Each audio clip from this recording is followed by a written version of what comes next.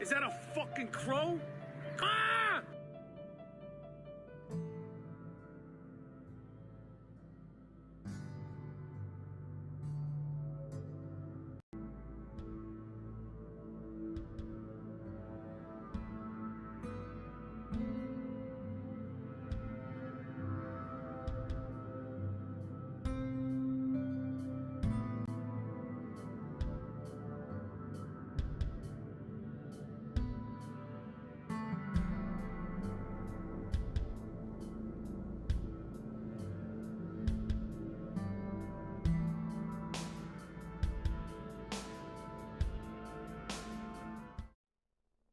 Ladies and gentlemen, it is time, or just about time, for our second show match in the Showmatch series. This one is, of course, a three-piece, not a two-piece as the previous couple show matches were.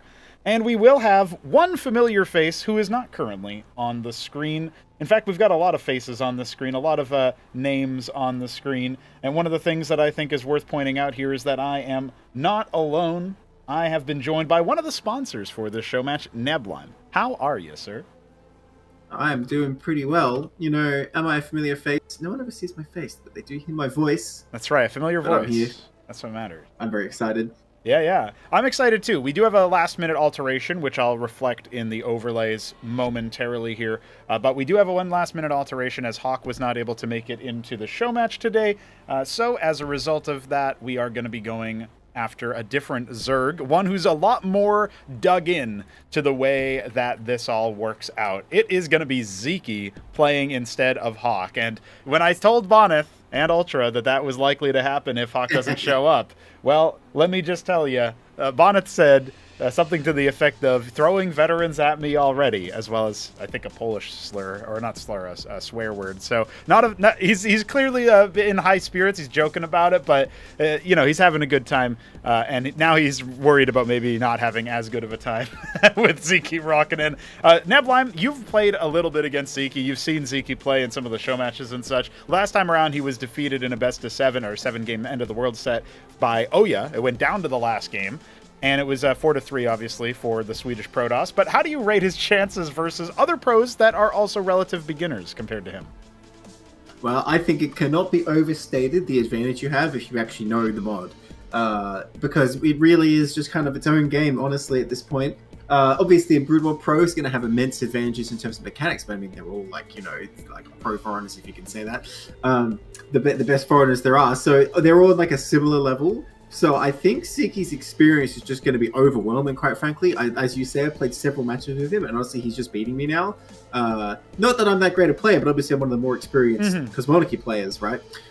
So he definitely has the experience he needs. Whereas as far as I know, Bonyth and UltrA basically have no idea what they're doing. No, I mean, UltrA definitely has played a decent number overall. I would say that the way that you experience the game is obviously going to be a little bit different. Oh, yeah, UltrA's also not quite happy about the replacement either. So our first matchup was originally going to be Bonyth versus Hawk. Bonyth wanted to jump into PvZ immediately. I don't think that since Sziky is going to go ahead and get some food after his stream, and a shout out to him for raiding at the start of our stream as well, big fan. He is not going to be playing in the first matchup. And let's see what we say here. Oh yeah, that's Bonyth trying to grab the pre-release version. So I'll take a moment to help guide Bonyth through the annals of the fraud launcher, and you can tell me a little bit more about, just in general, how you've been seeing Sziky develop. And why don't we talk a little bit about PvZ, even though our first matchup is PvT. Tell me about, because you're Protoss, from that Protoss perspective, what's scary about Sziky? Yeah, so Zerg has like a lot of what's the way to put it? I wouldn't say like meta advantage per se, but like there's a lot of good things going for them in the meta right now, I suppose is the way to put it. Last Acropolis, Protosses weren't particularly successful. I'm mostly talking about myself when I say that. Obviously, I got absolutely smashed by cracking down one of the resident Zerg players in Cosmonarchy. It does seem like there's a lot of play in Tier 1 with the Kazillas, aka Lurkers, running around. That said, Sziky doesn't really embrace that. He's kind of just playing Brood War, and you see everyone who transitioned from Brood War doing this, where he's just like making a bunch of Hydras, you know what I mean? Because in Brood War, that's kind of all you do. You're like, all right, we're 12 minutes in the game. I have 80 Hydra list. What have you got, Protoss? come at me, right? Which, you know, works pretty well in Brood War, but in Cosmonarchy, there's definitely things that can handle Hydralisks, right? Now, I would be shocked if Bonyth had, like, you know, figured that out yet. I really feel like he's going to be kind of screwed because he doesn't know, like, all the tech and stuff and how to tech up quickly, I imagine. I could be wrong about this. Maybe he knows more than I think. But Sziky himself was, like, complaining about Obtectons, so he already knows, like, you know, what his weakness is. I was trying to encourage him, in fact, to make, like, higher tier units. So if he basically, like, figures out that he can make tier 2, or even with the changes, he doesn't really even need to make tier 2, just like the tier 1.5 buildings, I feel like it's going to be kind of unstoppable. There's definitely ways to attack early, but again, will Bonyth really know this? Maybe if Bonyth just, like, decides, like, oh, I'm just going to put down 4 gates and see what happens, then, you know, I'll be cheering, because, you know, that's basically all I do. But it will probably work. Quite frankly, it will probably work. Because that stuff is not that hard to do for a Brood War player. Yeah, I mean, are we thinking about UltrA as well? I know he's actually played the mod, but not as much as Sziky, that's for sure. Zyky's going to have a much bigger head start there, right? So honestly, the real matchup to look at is UltrA versus Bonyth, I guess, so you can adapt more easily. I'm trying to think which is easier to figure out as sort of Brood War player coming. I mean, if UltrA just pretends to play Brood War and he's just making a bunch of tanks and vultures, he's going to do okay, I think. Versus Bonyth, I don't know, trying to spam gateway and tech for Arbiter. It doesn't sound that bad, actually. It sounds kind of mixed. I don't know. We'll have to see what they even try and do. Because I feel like it when you first play the mod, you actually play against yourself so hard because you're just sitting there looking at the command card, what do I need to make this? Oh, what's this unit? Right. Yeah. Your APM is 100 when you're used to being 300-400, right? So that's a big deal. Not even that much, honestly, because the first time I played Zerg, I was just I morphed the Oxal Cesiant, and I'm because back then I don't think you needed tier 3 for it or anything. I was oh, okay, why can't I make any actual units now? Right, yeah, because it mixed the control group or something, right? Yeah, that's one of the things that I was thinking about, creating a short list for each race to give everybody so that they would know what's up, and that would definitely be I think, in my opinion, that would be a cool thing for them to have. But I do also think that we have Mr. UltrA joining for us in the lobby. So that's 1 out of 2 pros, waiting on Bonyth to finish downloading pre-release guides, for those wondering. But we can do player intros anyway. This is all still within the realm of possibility. But I do think that Zerg in particular does seem like the hardest one to adapt. And so even though I'm not saying, Sziky definitely has an advantage coming into this group, coming into this show match, knowing the game more than the others. But that's something that I got to wonder about. That's something I do have to wonder about, is is Zerg the harder one to adapt to? And maybe you would say yes. I mean, especially considering the worker count, right, Nebline? Oh, absolutely, yeah. And this is something we see from a lot of Brood War players, right? Is it so hard to break that conditioning of all right, I've got 6 workers, I better not make any more, whereas you really do spam them out in Cosmonarchy. It's a lot more like StarCraft 2, even if you where you're just making huge numbers, and even more than that, because of course there's no supply limit, and it's very hard to sort of break those habits, right? Yeah, I think so. By the way, guys, if you are all interested in the future of these show matches, yes, we will have some more coming, and the fund is now on your screen. We are $25 funded towards our $200 goal for the next show match. If we make it a little bit less than that, we can still run the show match. It would just be with, 2 players instead of 3. But if we want that 3rd player, we want another Terran involved, because Sziky and Oya have agreed to a rematch, and so that is really what I'm after. But if we can throw a Terran in the mix, somebody like UltrA, maybe somebody else as well, somebody from the foreign scene, we sent invites out for a couple of people. We'll see if they bite. But if you want to fund that, you can go ahead and go to streamlabs.com/Pronogo, and you can donate towards the show match future endeavors. Always appreciated. It can also come through our coffee page. As long as you just tell me what it's for, I will be able to allocate it for that. So thanks to Knight of the Realm, who donated the first $25 yesterday before we were even ready for this one. All right, so we've talked a little bit about some of the pros. We've talked a little bit about the way things roll. I just want to quickly introduce our players a little bit more formally. Now that we've locked in our roster, here we are talking about Bonyth, the world's best foreign player. The foreign scene's best player? That's probably a little bit easier to say. Overall, clearly one of the guys who has the most winningest record in all of foreign StarCraft 1 joins us. The current BSL champion joins us in Cosmonarchy, and he has been spending a few hours getting familiar in single player, and I can't remember exactly what he said, but he said something to the effect of, wow, this is what I've been missing in my life. So clearly he's not too upset about the fact that he's playing a different game than StarCraft 1. And of course, the money helps as well. Every match won in this show match, every map won is $10 more to the player. We'll keep you updated on how they're earning money throughout the show match when we go back to that break screen we were just at earlier. And yeah, Bonyth, we don't know his favorite unit. Cryptically, in the sign-in sheet, when I sent him the player info stuff, I said, what's your favorite unit? He said yes. So apparently all 50-odd Protoss units are his favorite, or perhaps all units from StarCraft 1. Either way, I was kind of expecting like Carrier or something like that from StarCraft 1, knowing Bonyth's playstyle. Apparently that was not to be, but that is indeed our Bonyth man. We also, of course, have Mr. Sziky, who is over here waiting for his next match. He will not be joining us in the first matchup, but his favorite unit was the Mutalisk. I don't know if that's still true now, actually. I should probably ask him if his favorite Cosmonarchy unit is something different. He's definitely enjoys playing with Mass Muta if he can get there, but a lot of the time he doesn't quite need it. The man is a fighting man, that's for sure, and so I am happy to see him in action here yet again. Last but not least, we have Mr. UltrA, who is our Terran representative, also our Chilean representative. His favorite unit, the Cataphract. And he also has complained about the Optecton when fighting Protoss. So we'll see, man. Maybe there's a chance Bonyth can figure out how to make 2 Ancestral Archives in one match with a Crucible around it. That would be the thing that you do. But if that sounded like gibberish to you, and it might have sounded like gibberish to Bonyth as well, then, we'll just have to find out. We'll just have to wait and see. But ladies and gentlemen, those are our players. Neblime, any thoughts? Well, when I first started, I also loved the Cataphract. But look, these guys don't know what we used to have to deal with those Tectons. But yeah, the context here, right? Bonyth, obviously the current BSL champion, narrowly winning against DeWalt, which, I guess is like the other guy you would point to as like the quote-unquote best foreigner, right? DeWalt's definitely been at like the top of his game for a while. But it can't be understated that Hawk was in the round of 4 going down to Bonyth in that same BSL, and UltrA went down to Hawk. It's a shame Hawk isn't here because it would have been like the perfect sort of like hierarchy of players. But and Sziky's no slouch, by the way. He was also in the what do you call it playoff stage of that pro league. So he's definitely up there as well. Just didn't quite make it to the championship, of course.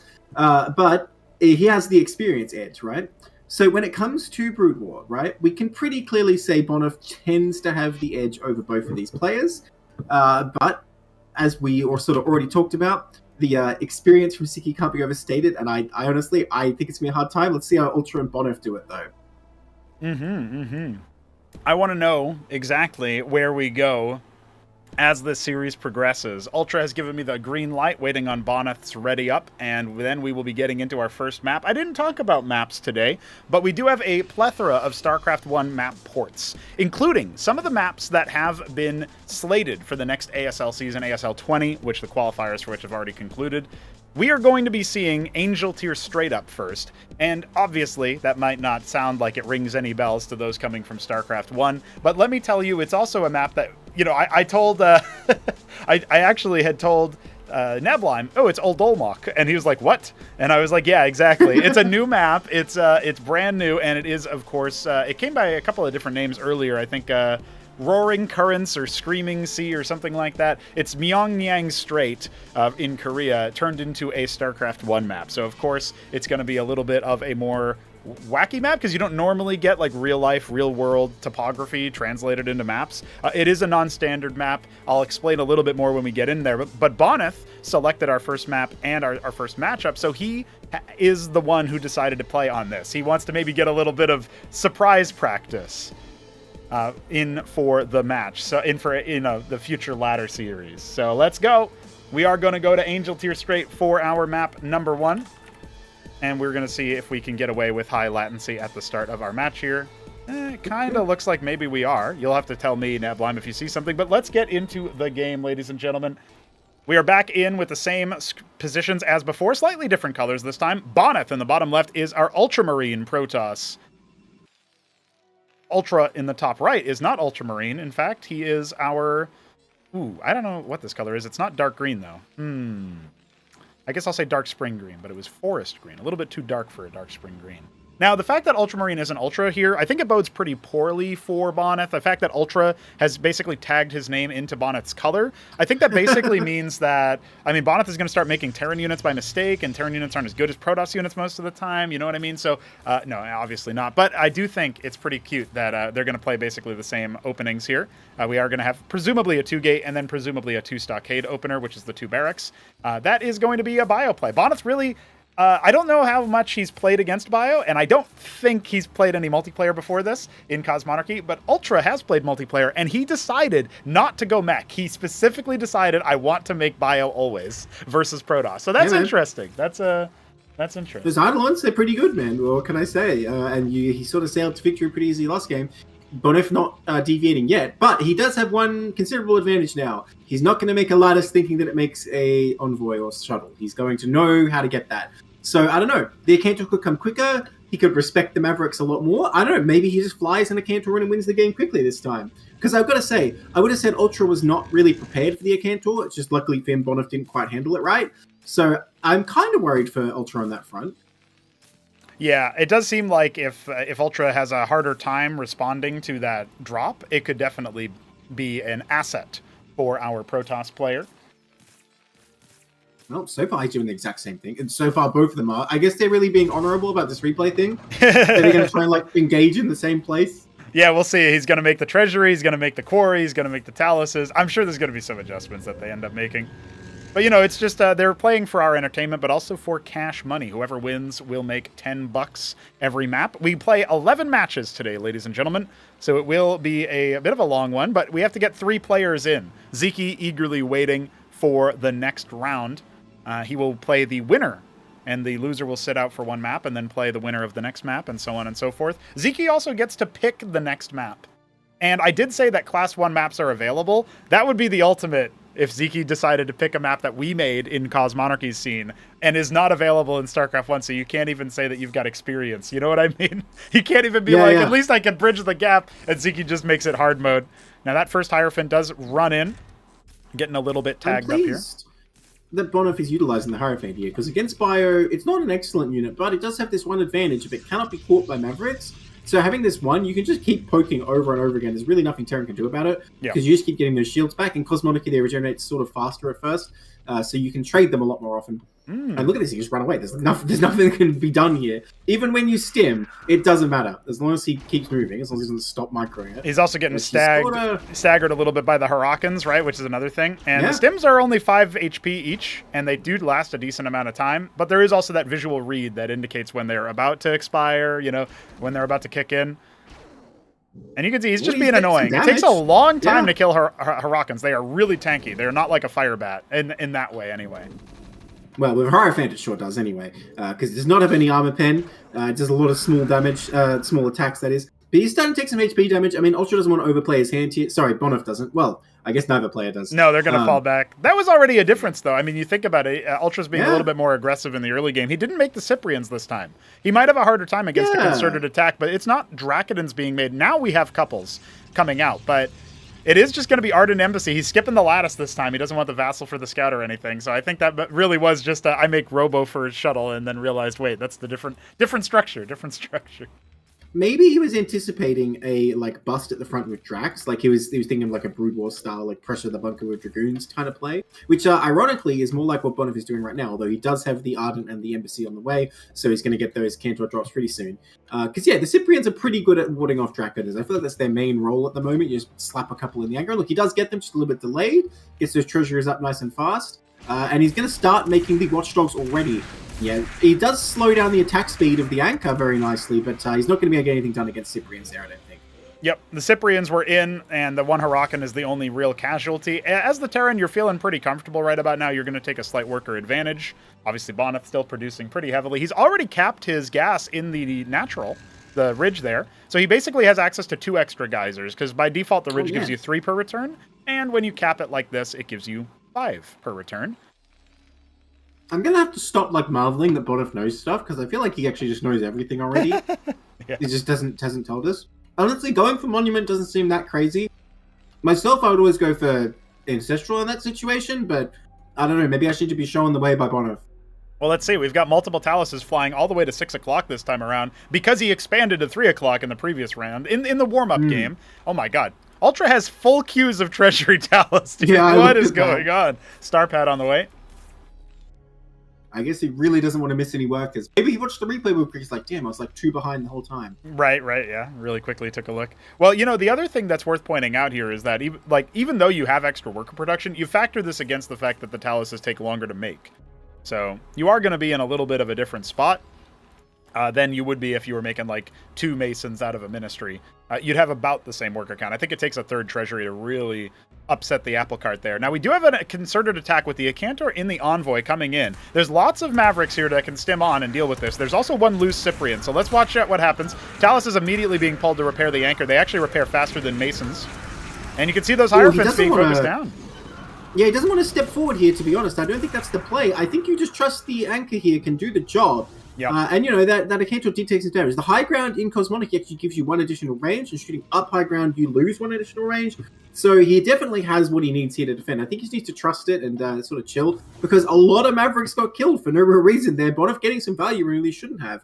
Now, he hasn't been able to get any worker damage, and nor will he get much. He's looking for that secret base again. The Talus coming down here, is he going to give it away? Oh, he was going to go ahead and make it, but yeah, you go ahead and quickly unload. That's pretty cheeky, making sure that the Talus can't build there. One step ahead. Now Bonyth thinks he's 1 step ahead. There's already a base mining at 6 o'clock, and sure, it's not a lot of Talus, but it's a good number. There was some transferred earlier, and now UltrA knows. He's on notice. He can't make more and send them in that direction. He was really hoping to make a treasury and float it over, but no dice right about now. Prostration stage on the way for Bonyth. He'll access Pariahs again. That was the big sort of predator-looking unit from the previous round, if you guys were watching that.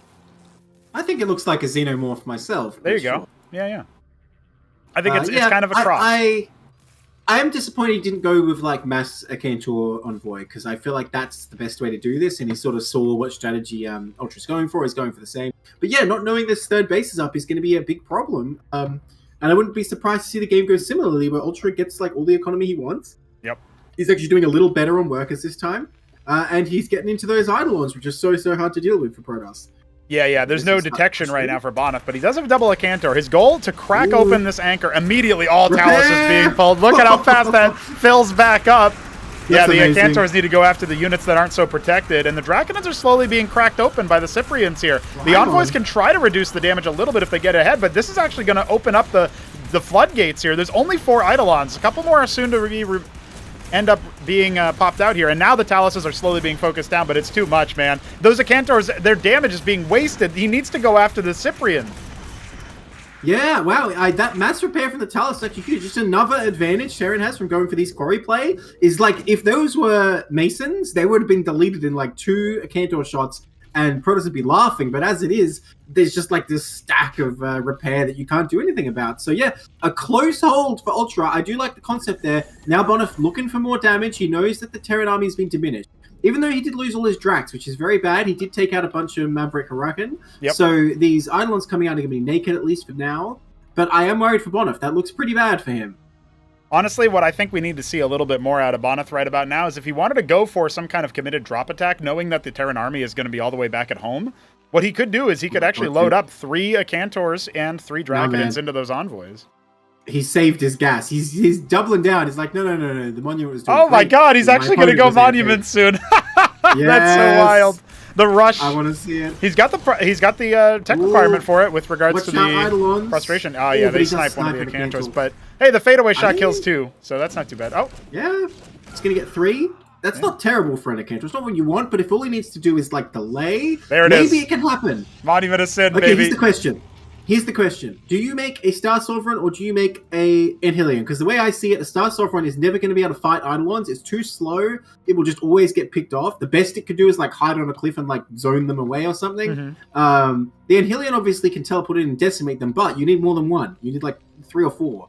So I don't know. What does Bonyth have in mind? We'll find out. He doesn't have a Crucible, which is honestly going to be instrumental here, but I don't think he knows about Crucibles. Yeah, does he know? And does he have the ability to respond to what UltrA is doing? You see the frontline Talos. I don't know what these are for, but they might be repairing individual Terran units. This is a very scrappy squad.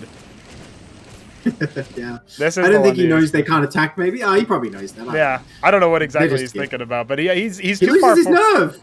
He's too far like, forward oh, no. with like a small number of units. You know what I mean? The He's envoy has thinking there found must 6 be a part of o'clock, his army. so that's Ooh, something. okay. Dude, imagine if we had a bunch of land effects right now. Just go around, wipe out the Terran mining. More gateways being added. He wants to make a couple extra Dracodins and Zealots. I think Zealots aren't too terrible because you just need some kind of chaff here, but Ultra's got a big amount of units, you know what I mean? I don't agree, really. I think the Zealots do just get insta-killed by the Huracan plus Eidolon. I don't think they achieve anything. The Dracodins are what you want, because theoretically you can get some shots at Huracan without getting shot too much yourself, but look, to be honest, once Terran has this much bio, no gateway unit is going to do anything, pretty much. You just need something to like guard your Tectons, whatever it's going to be. And look, this is coming right in here. What is this attack? Yeah, like, where's the rest of the units? Are we desynced again? What is going on here? Because UltrA is leaving so much at home. Yeah, I'm really wondering what's happening on their screens right about now. Yeah, I don't know how this has happened that we didn't get a message again. It's very unfortunate, but I feel like that must be the case because Bonyth has so many minerals, right? Well, he made all those extra gateways. Yeah, UltrA is still spending his money. Yeah, but 3 of them aren't doing anything. I mean, I don't know. The monument isn't doing anything. I don't think this is real, man. Something's gone wrong. The envoy got shooed away by the 6 o'clock. You know what? It might be the map. It might be the cursed map case. You remember Check Stealer happened in the same way back in the day? So I did update this map, but I didn't sync it with the game file. So it could be that like UltrA doesn't have the new map or something, or you don't have it, and I don't have it. It does happen, unfortunately. Yeah. I'm thinking that's the case, because what are the chances it's twice in a row and silent both times, right? Well, it wasn't silent the first time, but it definitely seems so in this case. Yeah, this is some whack stuff. That's unfortunate, because, man, this game is looking very interesting. With the monument coming up, we still don't get to see it. Yeah, he also hasn't made anything out of it. So that's another thing I'm wondering about, is, like, clearly, maybe they're actually in sync together, but they're not really looking at the same spots. Yeah. It may be. Well, it's hard to say, right? Are either of them streaming that we can look at and see if they're still... I can check UltrA Arena on Twitch. That's UltrA... Twitch. Or it's Arena Ultra, sorry. Twitch.tv/Arena Ultra. Let's see if he's live with his own There's not many StarCraft streamers. It tends to be easy to find. No, it doesn't look like he's like that, and I think Bonyth is just Bonyth, right? So we can check to see if he's... Yeah, Bonyth. Yeah, he's actually live. I have an ad, so I can't see what he's doing, but... Same. Yeah. Well, I'm going to start trying to cast this from his stream. Listen, if it works, I'll cast from his POV. I don't care, even if it's a little delayed. We'll figure that out. Welcome to the Bonyth restream. Yeah. I do wonder what's going on. Of course, if we get an ad, that'll be its own problem. Here we go. Looks like he's desperately holding his natural. I'm looking at his face cam. He looks like the calmest player ever. What is he making from the monument? I've not seen. He's down to only his main and natural on his screen. So I think that's a good sign that this is probably synced. The fact that he doesn't have any bases. He did make a Star Sovereign. Now, I think he's going to be a bit disappointed about his performance versus the Eidolons, because I can't see this going any way other than just getting instantly killed, because it's 50,000 Eidolons. Correct, out. Yeah. Let's see if we can pull up his POV, because this looks actually quite accurate to what might be going on here. So we'll quickly swap that over there. Let's see. Although I do wonder if UltrA's still in sync. Although, yeah, I can see in the actual game, he's still moving army around in the north of the map, which seems to be accurate. I would be surprised that he hadn't killed Bonyth, but nonetheless, it seemed like the ramp was too intimidating for him. Now the Star Sovereign is out. I think he's just trying to go straight to the Terran Natural, it looks like. And, I don't know. Oh, he's going to get caught by 2 Trojans here. I mean, who's catching who? But at least it means he knows about it. You don't want to drop those, my friend. That is not going to go well. Oh, my God. Yeah, that was never going to go. So there's a lot of bio bearing down on him inside from that natural. And we'll quickly take a look if I can toggle some other information off the screen so you guys can see what's going on.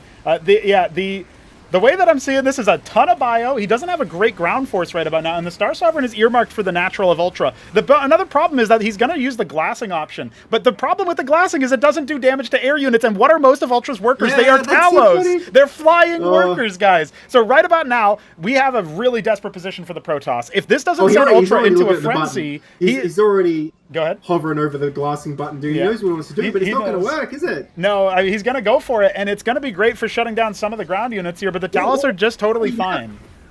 Yeah, I mean, kind of an unforced error there. In a lot of units turning into getting killed, but he's losing his natural. Man, matrices are good, but they're not that good.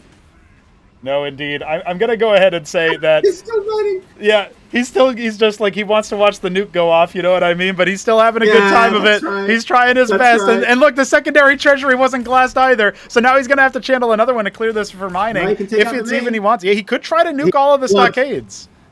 Yeah. He's not going to let the Terran win without losses. Oh my god, we go down to a base race in our first game of the show match, Nebline. It's actually going to happen. He has no opportunity to get out of Dodge right now. He needs to evacuate scribes. Yeah, that's his best bet, right? I mean, what does he got? He doesn't have much money. He doesn't have much money. All right, he's starting to do it. He's got 39, at least 39. I saw him select in the mineral line. Yeah. In the actual game, I can see him doing this as well. Oh, he's got so many. Yeah, I mean, he took out a few of the stockades. There's still more working. I mean, I feel like 2 Eidolons could sort of like run around and make this happen. Look, literally 2 Eidolons finished as I said that. Oh, the Masons, the humanity, he's about to do it. He's got a glass. Stop multitasking. Oh, it's a total explosion at Ultra's base, but he's still bearing down on him. One scribe will leave. Does Bonyth know that you have to have a... He's only got one, that's it. Because he wants to... I guess the idea is that, like, oh, if he takes one, it's going to be fine, because then you won't notice one missing, you'll notice 10. So that's the idea there. But my god, oh, the second one couldn't finish. That's so sad. Is he actually... He's got a Nexus being made, but there's just so much Terra in here. There's no way Bonyth can kill all the structures in time. Well, Ultra does have tier 2. Look, I don't know. This doesn't seem impossible. If he gets one good Grief of all the Gods on the army, I think he actually wins the game. Oh, Anseal found it immediately. He's got a witness in the middle. He's got 1 unit at 3 o'clock. That's it, dude. He does not have the ability. The Terran Bio army could also just kill the Sovereign, but yeah. he doesn't know it can't move till it's done. Okay, here it comes. Yeah. Look. He is very close to being eliminated. That is true. But if he can deal with this army, I think he's still in it, because it's going to be very difficult for Ultra to deal with this Star Sovereign. No, he's just going for the treasury, though. I feel like that's not the play. This static defense will not finish him, and I can't see Ultra's point of view. I don't know how close he is to running over here. There we go. He just deploys another Grief of all the Gods. Yeah. And yeah, Ultra's still mining happily. He must be running production somewhere. I saw he had an Atlas, but I think it's not going to matter. One Talos like confirming. Oh no, Ansel was it? Yeah. Listen, the Nexus that's warping in is the only. Yeah, the starport's going down to top left. That makes a lot of sense. That's a tier 2 air unit. He's gonna try to kill the Star Sovereign, which has almost 100 kills, by the way. Like, it's been absolutely heroic from the Star Sovereign, dude, but he is absolutely just dead, dude. There's no way. Yeah. Here comes the buyer. He got 99 kills. He wanted to get 100. I mean. He's trying. His Wardens aren't going to be able to hold versus the Eidolons is the problem. His witness is all the way top left. He has no detection. He doesn't know he doesn't need a pylon. Oh no, he's going to lose the Star Sovereign. No, I think it'll survive. It'll survive just barely. Oh, it's close. It's close. It's very close. There you go. Called it. Oh. 3 health. Called it. And there it is. The Nexus goes down, and that is GG, ladies and gentlemen. We have the first game going the way of Ultra. Look at the smile on his face. Look at the smile on his face. That's him like, yeah, okay, but I killed all your shit. Okay, I blew everything up. That is ridiculous. God. I'm glad we got to see the proper conclusion to that game, man. That was proper. Sure. That was a good game of Cosmonarchy, dude. Wowee. Okay. Man. So that map confirmed cursed or something. Yeah, I'm glad we got it out of the way early. You can see Bonyth checking out the replay while he's on stream, and that's pretty good. That's pretty good. All right, thank you for the stream, Bonyth. It allowed us to keep watching the game. And from this point onward, good juju only, no worries whatsoever. It'll all be fine, guys. We'll go ahead and. These things aren't real. They can't hurt you. Yeah, they're not real. They can't hurt you. So we're gonna wait for Sziky to pick the next map. It will be Acid Test.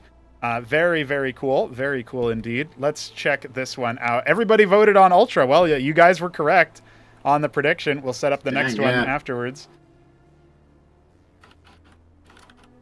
Well, he definitely showed the strength of that bioplay, but Bonyth with the right idea, just trying to get some kind of tier 4 out. Like I've said, I think Tecton's work as well, but it's not like Star Sovereign is not an option. He definitely made it look pretty good, but he does have the problem of how you stop your face from just being crushed.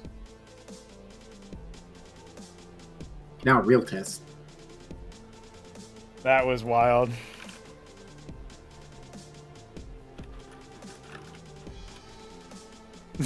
Ultra never saw the Star Sovereign before. He's in the chat like, what the hell was that?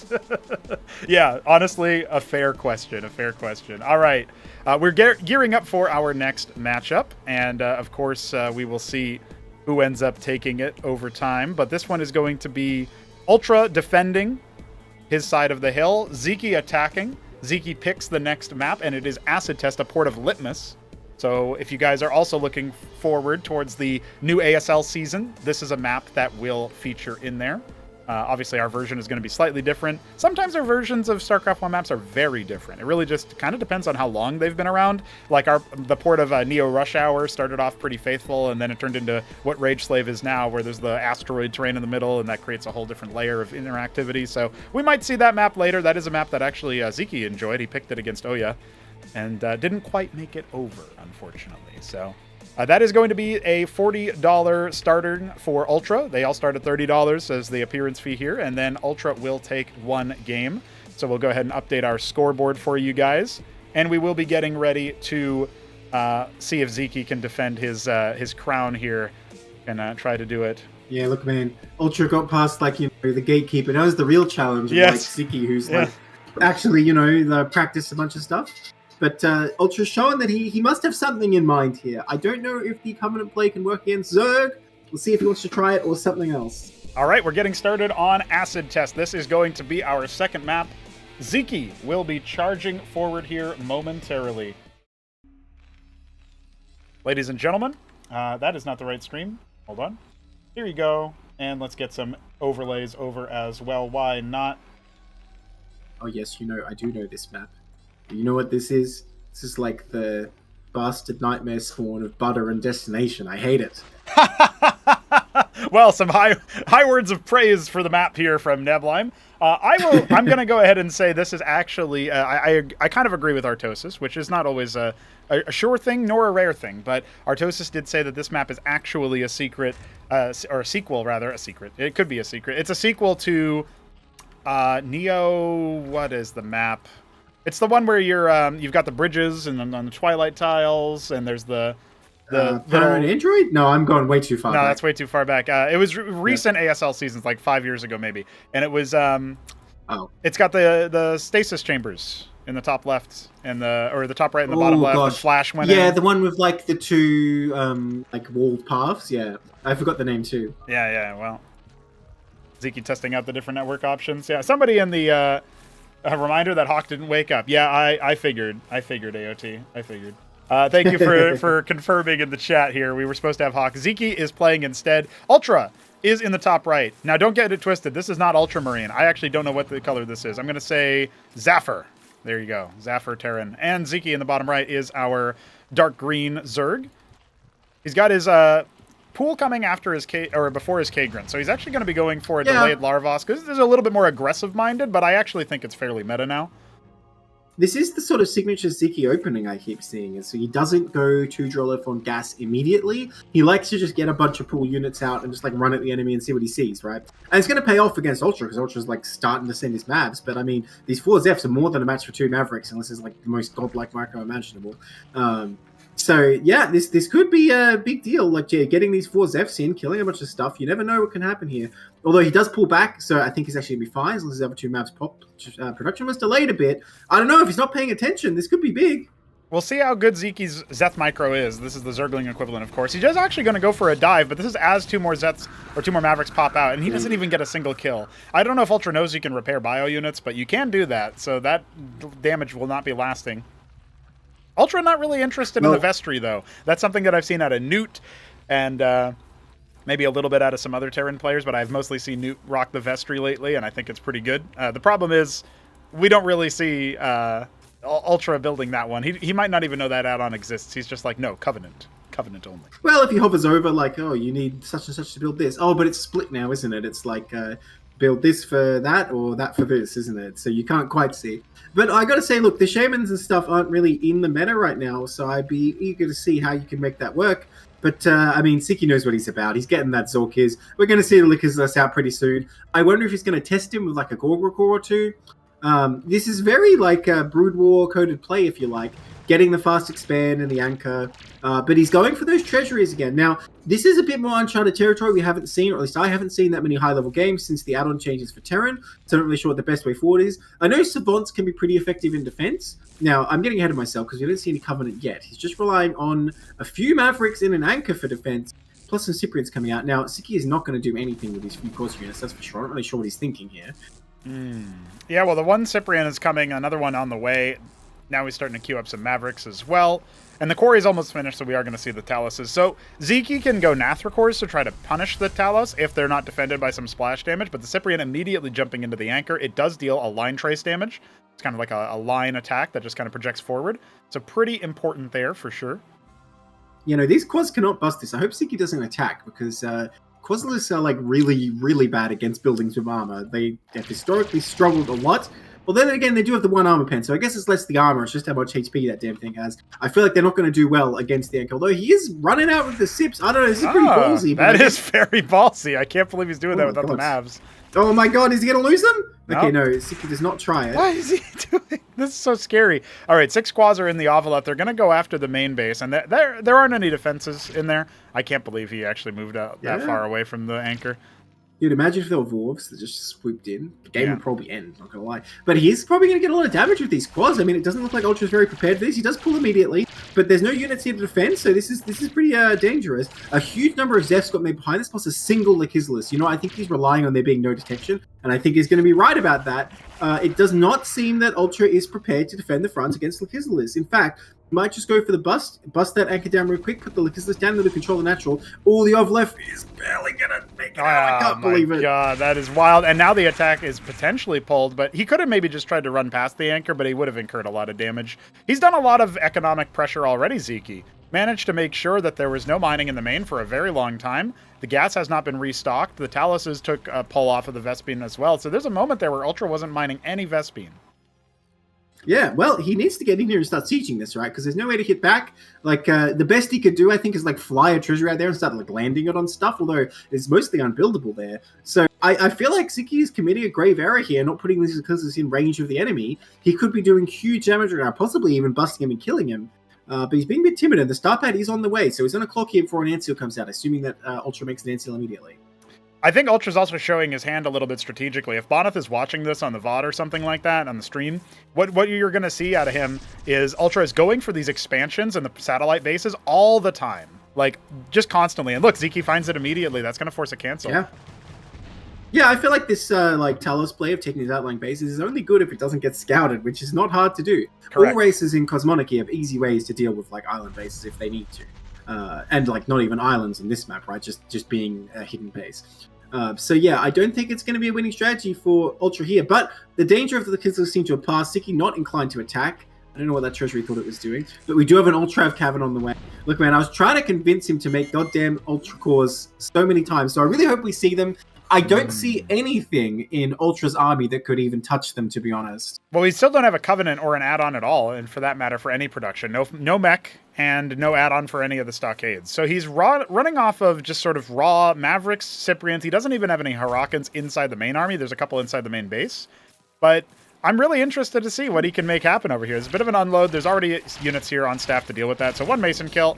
Not even going to be able to kill the Watchdog itself, so no worries there. 100% worth, though. One Zeph for a Mason. Yeah, we'll take that. Yeah. Remember, guys, if you thought Zerglings were cheap in StarCraft 1, in Cosmonarchy, they are 25 minerals a pair. So each Zeth is 12.5 minerals. And by the way, look at Ultra's expansion to the bottom left. That's how far he's had to go away from home, just because of the map awareness of Sziky. So, you know, that's incredibly vulnerable, but Ultra's committed to the bit. He wants to keep it going. I hope Sziky watches this back and sees this and knows you got to check every single base. Okay, I guess he doesn't need to watch back anything because he's going to scout it immediately. He knows what Ultra's doing. He's like, all right, buddy, you can stop that right there. Lift that thing off. Get out of here. Get out of town. He finds it just as it starts mining. Now, a bunch of Zoryus got made. He is planning for that Ultra switch. That he's morphing 4 Ultra cores right now. Once again, there's no Hurricanes at the front. No armor piercing. I believe it's 4 armor on Ultra cores. Is that correct? Yeah, 3, I believe. But either way, it's very, very powerful. They've got a 400 Plus the HP. lifesteal, right? And the lifesteal. The lifesteal is definitely the big thing there. Now, there's a lot of maps. Those maps can do the work if there's enough of them. It's not like Brood War where Marines are just like, oh, Ultras, what do we do? The Mavericks really are your best DPS. If only you had the Hurricanes at the front, because they actually reduce the enemy armor, that would be perfect. You'd be able to hold this. But without them, it looks dicey. If you can get the Lakislus in, well coordinated, with like one volley, he could basically destroy that army. There is detection, but if there's Ultra Cores on the front line, they'll be taking all the hits. Honestly, the Zoryus in combo are actually really good here. I don't think he wants to morph all of them. I don't think he wants to keep a couple. Hang on, did he leave one Ultra Core behind? Well, that's sad. He's coming along now. Nope, right, taking a third base here, Sziky. He's canceled out the treasury, forced it to lift away because the quads came down to heckle the workers that were repairing. Let's see. Oh, yeah, he's moving. This is going to be either a slaughter on both sides or just on one. And Sziky frontlining with some of the Zoryus. When they get hit, they spawn broodlings that explode when they die. And they haven't even died yet. It's a massacre. The lake is carving through all the bio on the left side, and the Ultra Cores are loose. I don't think there's a single way. They can't even kill the Zoryus. GG. Just like that, Sziky sets him up for the bust. And Ultra's tactics, they didn't find purchase in that round. It just wasn't quite enough. I can't believe Ultra lost to Ultras. I know. I know. Do you think he feels that way every time? You know, like every time in StarCraft 1? Yeah, it makes you wonder, doesn't it? Like, he names himself after a Zerg unit. When that Zerg unit kills him, when it's crazy Zerg, then what do we even do there? You know what I mean? Do you even call it crazy Zerg? I feel like, you know, the crazy thing is putting them at tier 1. What kind of dev would do that? We saw how devastating they are. But yeah, like we talked about, if he had some Hurricanes there, maybe. If he even just had a bunch of Savants, there would have been enough splash damage coming in there, I hope, that most of the bulk would be put back. A couple of Hurricanes to help. It looked holdable. And I got to say, it seemed like Ultra was sort of a bit all over the place that game. First, Protoss seemed like he had a very clear plan what he was going to do. He just sort of executed very straightforward, and we saw him do the same thing twice. Whereas that, I really feel like he was a little lost. Maybe it was because his first hidden base got killed, and he's like, oh, what do I do? But yeah, it looked pretty shaky there, whereas Sziky, like I keep saying, it shows that he knows what he's doing, and he's just kind of like, all right, here's my attack, you're dead. Indeed, yeah. And one of the things that I think we really do need to think about as this progresses on is how adaptable on the fly is Ultra going to be able to be. Right, we had one game where it was a hard-fought victory base race against a Star Sovereign. So, you know, Bonyth trying to do some cheeky stuff. But then, obviously, Ultra was able to use Bio for that. He tries Bio versus Zerg, a bit more of a conventional option there. And I think we'll see Bonyth picking the next map soon. But Ultra is going to have to think about how he's going to protect his investment in Taloses. It does sometimes feel like he's trying to really get up to like a really solid macro set with regards to his worker count, but the theory behind that is that you're playing a bit more conservatively, that you can defend up until that point, but also take a third base. And honestly, really good map pick from Sziky. Where do you take a third base in that map without leaving your choke? You just can't. Like, you need to go out on the map and defend either the high ground one that's right below your main or above your main, depending on your spawn, or you have to try to defend the one that's closer to like 12-6. We are going to go to Demaloon for our next round of play. This is a port of Overwatch, chosen by Bonyth. Right. So this is kind of a classic PvT map, but PvZ, I don't know who's actually favored based on the map. It might just be even. It really does depend on how contained the Zerg ends up being, I guess, because similar to Acid Test, it can be a little bit hard to secure a third on this map. You definitely need to spread your army a little bit more. I mean, it suffers from the same issues from Overwatch, so you have to hold this awkward high ground area, but it's very different dynamic in Cosmonarchy than this in Brood War. You know, I wonder that last game, right, you know, Sziky committed very hard to the offense. His third base is pretty late, and honestly, historically, it's been true in Cosmonarchy that Terran can just build up for strong two-base pushes. If we saw the, like, single Fulcrum, maybe, with a Palladium coming down, maybe he could have just been building up, and if he holds that push, it looks pretty good for him. I don't know. But yeah, like I was saying, Ultra didn't really seem to have that clear plan. Look, I can only imagine Bonyth doesn't really either. But we'll see. We'll see if Sziky wants to do the same thing versus Protoss. People in chat are saying we'll see Lyralisks. I mean, yeah, they're tier 1 now as well. But they do have weaknesses even at low tier Protoss, I feel like. Whereas the Ultra Cores, I'm not so sure. They're very difficult to stop.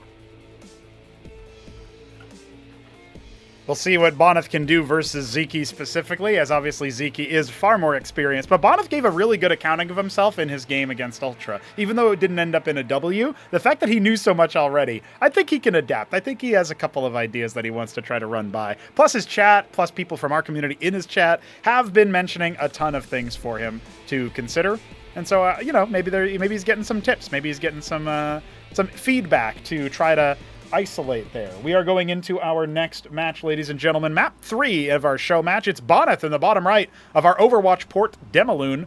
He is our eggshell blue Protoss, and Sziky in the top left is our blood Zerg. So we'll see which one of these players will take it. Sziky favored in theory. We'll go ahead and get the Gamba up on Twitch. We'll see what ends up happening. Shamba's been waiting for it. Shamba's been waiting for this day. Of course, of course. I like how 92% voted Sziky in that last game. So you got an 8% gain, I suppose? I'm not really sure about that one. I mean, they went wrong. And honestly, like, I'm kind of just waiting for Bonyth to die here, man. I don't know what he's going to be able to pull off. Look, he loves Star Sovereign. Maybe if he can, like, turtle on 2 base for Star Sovereign, Sziky won't know how to deal with that, because I feel like Sziky does not like taking up. Even though with how much Cosmonarchy he's played, I feel like he really has no excuse. We've got to see too. I kind of hope that Bonyth just has like Arbos in his chat or something, just saying like make Zealot Ecclesiast or something, because that can always work, always an option. I appreciated that Arbus just apropos of nothing, like before Bonyth even loaded into the game, he just wrote "Poor Bonyth." Yeah, that's how it's gonna go down, man. Look, we have Double Gate coming up. It's still the stable way to play against Zerg, but I mean, if he stops at 2. I'm calling it here. If he doesn't make more than 2 gates for his Nexus, I don't think he's going to win this game. Unless he was Unity starts with, right? Because Sziky, like I keep saying, he loves to get these Quas units a bit faster. Okay, that'll do okay, but it's a little bit delayed. These Zeph are going to come pretty fast, but of course you can just micro your workers back. It's probably going to be okay. I'm just sweating already. The first couple of units hatch for Sziky. Neblon calls it. It's already over. I do think that the Hierophant will be out in time to get some heckles. Also, it depends on... Okay, he's following it up with a Zealot. I like experimenting with Zealots when you just saw Sziky make the pool unit. So, for those who don't know, just similar kind of in a way, like Gateway units do typically beat, like, regular Gateway units beat just Zerglings in StarCraft 1. It's when the Hydras come out that you start needing Storm. Obviously, Cracklings can make that a little bit of a different value prop, but in the early game, that's widely true. You compare that to Cosmonarchy, and Gateway units crush pool units, even though you get access to more units from the pool. The fact that you have the Hierophant is one thing, but the Zealots have so much armor. The Ecclesiasts are a support unit that we actually see Bonyth making right about now, and they annihilate Zethra cores, and they keep the shields up for the Zealots. While the shields are up on Zealots, they get 1 extra armor. So okay, we actually, he ends up finding it there. We actually have 3 armor on the Zealot, but normally it's 2. It's only 2 when the shields are broken. And the Ecclesiasts restore shields around the target that they attack to allies. So if the Zealot's in front attacking, and the Ecclesiast is attacking something similar that's nearby, that Zealot's getting shields back and getting extra armor. So hey, check out that Ecclesiast portrait. Pretty cool, huh? Oh, yeah. You like that? That's a custom portrait made specifically for Cosmonarchy by Solstice. He also helped a lot with the model. And Balethal helps out with the Hierophant. We can shout out our contributors here. Solstice is also responsible for the Quasilisk model, and that is coming. We're going to see these Ecclesiasts in action, but he does not have enough. Look, as bad as Quas units are, they are very cheap, and we're seeing that in practice because he has a billion of them, and I think Bonyth needs to rethink what he's doing here and get the hell out. Oh, yeah, this is scary. If he realizes...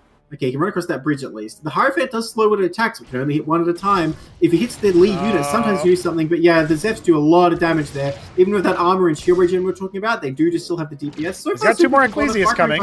That Zealot's dead. But the Zealot... Yeah, it's actually not. It's loose. It had started regenerating shields by itself because it was ignored. A little bit of a flub there as he tries to go after the Ecclesiast. Sziky knows the value of Zealot Ecclesiast versus Zerg. He's lost to this in the show match. It was Brainstorm, our port of Bluestorm, where the final game, it was just a 3 or 4 gate all-in from Oya that beat him with a Zealot Ecclesiast combo. And so now we actually have him trying to hold. He's going to put down an emergency static defense structure, but his Hydra then is done. This is the key thing. Now we're going to see Hydras, and those have a lot better performance versus this. They've got more range to engage the Ecclesiasts, and they are able to churn through Zealots a lot easier, courtesy of the fact that they do more damage. Yeah, I think Bonyth needs to be careful not to overplay his hand here. There were no Zealots in front. His stuff can fall very quickly. He can run away, though, with the Ecclesiast speed boost, so that's something. But yeah, I think he needs to just go home. He's still getting some kills, but like it's not like actual value. These are like Zephs that are dying, and they're so cheap. Like you were saying before, Quaz units are like really bad. They kind of just exist to make you feel better because you feel like you're killing a lot of stuff. But now the Hydra count's going to build up. Well, he's getting a few more Quaz. So I guess it wasn't pointless, and I guess the Ecclesiast will be decreasing in value rapidly. So I guess I don't hate this. But he just needs to be careful. If he loses this army, he's in big trouble. Now, it's a Grand Library coming up. I do quite like that, although I don't like the fact he built it in the natural. But whatever. Neblime, I never change. It's true, though. Look, man, why would you build it here? It is not the spot you want. Well, think about it. In StarCraft 1, you put an extra gateway in your natural just so you can easily make a gateway with your wall gate, or your you can make an Archon with 2 High Templars out of your wall gate and your back natural one. So that's what it is. But are we playing StarCraft 1? No, and Bonyth is actually in a lot of trouble right now, so there you go. Yeah, exactly. So we're about to see him die. What's he making? An Amaranth? That'll be pretty decent, but as the Hydra count increases, it won't do it on its own. I think a Kentavus will be okay here. Uh-oh, he's on the wrong side of the bridge. Okay, he does pull back. He does need to buy some time here. Really missing a Drakodin or 3 is what he needs to sort of delay this, but he does not have it. The Ecclesia is going to be less and less effective against this amount of Hydras. Interesting that no Zork is being built here. Like I was saying, Sziky really does pretend he's playing Brood War against Protoss, and he just makes like pure Hydra. There's Zero Cores coming in here, though. That's going to be a bit more interesting. Definitely good against the Zealot Ecclesiast just to spread that damage around. Although, with the Amaranth here, I don't know. This does look like a pretty menacing force from Bonyth. I don't think Sziky can bust. The 2 Matrixes and the Amaranths, they're absolutely going to fill up with shields all the time. We'll keep the front line selected here for Bonyth, and you can see just how long those Zealots and Amaranths are lasting. The Amaranths actually have shield steal, so that's one thing, but the Matrixes have the same passive as the Ecclesiast, so you will end up getting so much shield sustain off of that, and Sziky is routed. Is Bad it attack. better? Well, it's better because isn't it pops off of the Matrix itself, and it's a unit that attacks faster. So better of application, but for the sake of that particular fight, yeah, every time you saw that Matrix fight, every time you heard that Matrix shoot the shot, it was 1,000% giving you some shield regeneration. Very good. Yeah, very, very strong defense here from Bonyth. And again, Bonyth always seems to know more than I think. He's getting that frustration stage. He seems to know what it's about. Now, I don't really believe he's going to be able to take on this natural right now. I don't know. It does look pretty tough. This looks possible. He needs those Amaranths on the front lines, and the Ecclesiasts have to try to sustain. The Focus Fire needs to come out of here from Sziky. The Drolet's adding a little bit of tank, but I don't, honestly, it looks like Bonyth is about to make it happen. The one circuit on the high ground is helping out. Remember, you get that extra weapon range when you're up on the cliff, but these ones on the bottom are not going to be able to pop. He can go after the workers now. The Ecclesiast goes down. That lets the melee units move faster. That Hierophant, a hero, has almost 700 damage.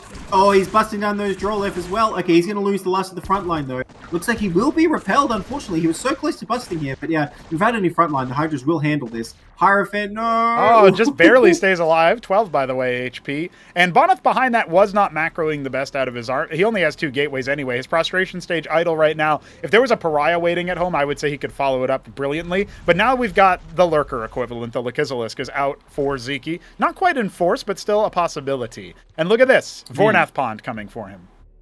Bonyth has no fear. I can't believe he's moving across again. Of course, these Zephs won't do much. He doesn't have any defense in the main, I noticed, though. So if there's a run by, he could lose that prostration stage, which could be huge. Or this third. 3 o'clock is going to have to be canceled, I think. He doesn't have any units in position. I thought he was going to turn around. Okay, now he's going to kill that. Goodbye. He'll try to pocket the Scribe and really drain the time of the Nexus there. But I do think the Zets are going to see it. Now, he tries to dive forward, sees the Lakis spines come out. At that point, so I don't know if Bonyth knows, you can reveal burrowed units by standing on them, but it's hard to tell exactly how many burrowed units are there, how many Lakis are in a given fight at any given time. You can see the Zealot and the Amaranth dancing around, trying to play off of each other. And look at that. Ooh. Yeah, it's trying to fight me one-on-one like a real man. Yeah, spoiler, the Zerg are not real men. They do not have the ability to. Bonyth has a lot of money in the tank. Is he waiting for a... oh, no, good. He just spent it down. Nexus, 4 Drakodins, Pariah. So I was going to say, is he waiting for a monument on 2 base? But that would not work. I want to see it, man. I want to see it. Look, even if he knew he could reveal those killers, by the way, that K-Grid placement was extremely pivotal because it really blocks moving in there. Definitely with his Ecclesiast, once you get on top of his list, because they fire in all different directions, don't focus, you can definitely out-sustain them. But as is, he's definitely not able to bust right now. The Pariah, though, now that's a unit that can handle his list because it just has so much health individually, the splash damage doesn't bother it as much. Bunch of Vorvs out. I've seen Sziky do this before. I don't think he realizes that Dwarves have pretty poor DPS on their own, and you need to back them up with Zest, because now this kind of feels like a waste. If these roll Zest, they can at least take out all the static defense, but as Dwarves, I feel like they can't really make much happen. They're even struggling to do anything about that M-ramp, and this is going to preserve them at least. Yeah. And they'll be good in a big fight. They're also better scouts. They have faster movement speed than the Zethar, so 12 o'clock going to come up here pretty soon for Zeke. He sent out a worker. He's also been making backdals. I'm not a fan of, like, the general tenor of his composition. I feel like it doesn't excel at any one thing. He doesn't have a boatload of Lakes. He hasn't gotten to any of the Apex strains where you double evolve your tier 1 tech nodes. I actually think Bonyth's army crushes, especially since he has a Witness, and there's no counter detection for Zeke. He cannot use the Bactylisks to range down the Witness, so that's a big problem for him. If he attacks across this bridge, maybe not, though. Yeah, it'll be a challenge. Let's see if he can do it. I think he'll probably be kind of shooed away a little bit just by the sheer volume of Zerg units there. He has sent a couple units out towards 12 o'clock to heckle that base, so Zeke under a little bit of pressure here. 7 Hydras in production. Well, a few units trying to run by the natural, but no dice there. Though it's good that Ziki's keeping very active. Oh my god, with these Fs here. There's an engram at the 3 o'clock. He'll finally clear the Zealot that was heckling 12, so that might trigger a Bonyth to move across, and look at that, he will! He knows. Oh, he knows he can stand on them. The Witness was not in position. That's it. Smites the Lakes immediately. And now, if Bonyth just goes after the army, I think Zeke is dead. In front. Yeah, they were retreating. Oh, dude, I think Bonyth's done it. I think he's going to win, dude. I don't think Sziky can hold. All his units getting torn apart by his pariahs. The attack speed boost coming in. That Hierophant from the start of the game is still alive. It has 7 kills. God. Almost 1,000 damage dealt. When's the last time you saw a Hierophant play like that, man? Bonyth, he wipes the main army. It looks like he's going to play the conservative style and just kill 12 o'clock for real, and then see if he can't just clean the army up after the fact. He looked like he could have busted, but he wants to play the percentages. Look, man, I would have thought he would know he made the prize. He knows how good they are, but he doesn't trust them to take out the Hydra. He's focusing the hatch, which is a mistake here. That's a mistake, yeah. He needs to actually deal with it, and I feel like he's hemorrhaged a few too many units. The Pariah being focused down now. Let's see. The other one's much more healthy, and he will kill the hatch. Man, it doesn't matter. Look back at his natural, how much stuff he has. I don't think it matters even if his whole army got wiped. And he's like, oh, right, I've got all these guys. Let me bring them. Yeah. I think it's absolutely true what you said, that Sziky sort of split his attention. One good way to deal with Pariahs, if you just have like obscene amounts of the Kisleys, like 10. Pariahs can't really do much, but he invested in Backdals as well. And, we saw when he was across that bridge, the Backdals do hit hard. They did good damage. But with a little bit of everything, especially once they got split into like the Kisleys over here, the Backlist over there, and the Backlist being out of position in the front of the army, the Pariahs easily tear anything up. That's the thing about Pariahs. They're not that great against like any particular unit, except maybe Zephyr, but anything that is not like well positioned or supported, they will just eat for breakfast. Looks like 9 o'clock is going to be where Sziky stakes his claim, but Bonyth isn't going to let him do it for free. And a Monument of Sin has started back in the main base. 12 o'clock spotted by the Witness. Yeah. That's why he didn't attack. He's waiting for this. Well, the Drolith actually cancels and moves away. Bonyth not securing it. He's making an envoy. I wonder what he intends to drop. I don't think we've seen the classic move. The Pariah drop has never really been done in Cosmonarchy history. Yes, your deeds will never be remembered, Nebline. But we'll see. We'll see if that's what he wants to do, because I don't see anything else that would be a good candidate. Random Draken getting overwhelmed by Hydra and backed. He's going to take top right. Bonyth it has let a bunch of Vords slip the net, but 6 o'clock is not where they are going to go, and their reinforcements are here at the natural. So this is going to be a stab in from Bonyth. I don't think we'll see the Monument of Sin take place here, but it's nice to know he's got a little bit of a tech push. Bonyth is so far ahead right now. Forget about the worker count, which he leads by 12. This is domination right about now. Yeah, easily having his economy with that third base up as well. Just crushing these tier 1 Zerg units. I mean, sort of as predicted, Sziky didn't really tech up much. Yeah. No Ultra Cores being made this time. And yeah, he's just decimating anything that's here. I mean, the Stride is pretty terrible against those Force units, but I mean, it doesn't matter. There's enough of them. And they've got that attack speed boost. GG, look at that. Bonyth takes the first game, takes his first dub, and the first one versus Sziky. Surely he's feeling pretty good right now. Surely after something like that, he's like, yeah, all right, I got this. You know what I mean? Like, wild scenes right about now. I think there's many a child's college fund just got lost in the Gamba.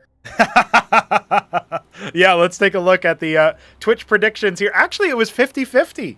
Well, 49-51. So Bonyth takes it, sweeping that, and he will rematch versus UltrA. I guess people out there know stuff I don't. Yeah, I mean, what can I say? Bonyth is apparently one of them, so let's see. Well, Bonyth is a BSL champion, I suppose, so it's not that surprising.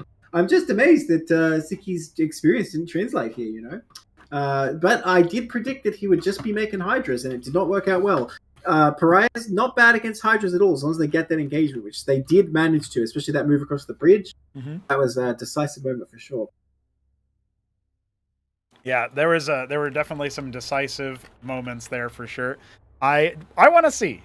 I want to see what we end up getting for this Bonyth UltrA one, and I do want to see UltrA find some success himself. He's already got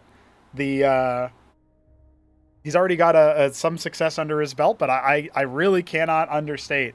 Like, it is surprising to me Bonyth has managed to make this tied up so far in our group. Everybody on 1 win, 1 loss, thanks to, as as it was put so eloquently by Art of Turtle in the chat, the Bone Daddy.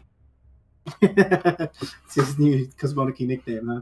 I guess so. I don't know if that's like a running thing in Brood War. I never heard that before. Uh-oh, someone's using channel points. What does that do?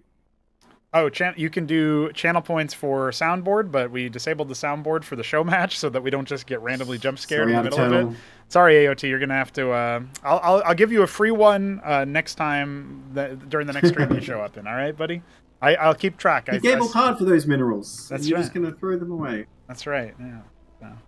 All right, lads, we are waiting on the map pick from UltrA. He is going to pick the next map, and he will be going up against Bonyth. I don't think he expected that. I think everybody expected Sziky to take this. But Bonyth really showed his stuff, dude. The fact that he's been able to play so quickly, so well.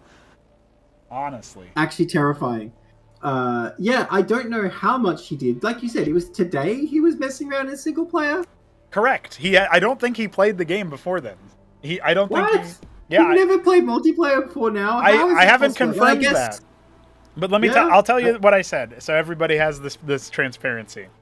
I asked Bonyth, like I was talking about Hawk being possibly a no-show, and it seemed like that didn't surprise Bonyth or UltrA, so I guess that's just something that happens. But Bonyth said, I said, how much practice have you had, Bonyth? Because I know about UltrA's practice, and obviously I know about Sziky's practice. And Bonyth said, was clicking things on single player for a couple of hours. So if that's the case... He actually has not played before today, and that is really impressive to just rock up and go 1 for 1 so far. I guess that Brood War experience does come across. He's the BSL champion, right? So it makes sense. Well, I believe in Sziky. I think he can rally and bring something. And that map was a bit tricky for him, I suppose, because he sort of got played by the bridge. You know what? A friend of mine who doesn't even play Brood War just messaged me that they lost everything on Gamba, so no one is safe. Okay, all right. Fair enough. Fair enough. I'm glad that people are gambling and they're being bopped as well. That's brilliant. AOT saying Bonyth never practices. He's just like, yeah, I guess he's the foreigner nada. He doesn't need to. Look, I do agree that like the sort of understanding of Brood War unit movement is a big deal, but it's not like both these other players don't have that. And honestly, most of the high level, like even, you know, the players who aren't as good Brood War players who are like the top Cosmonarchy players, I think for the most part have that. Hawk has done it a few times in BSL. Well, shame Hawk isn't here, isn't it?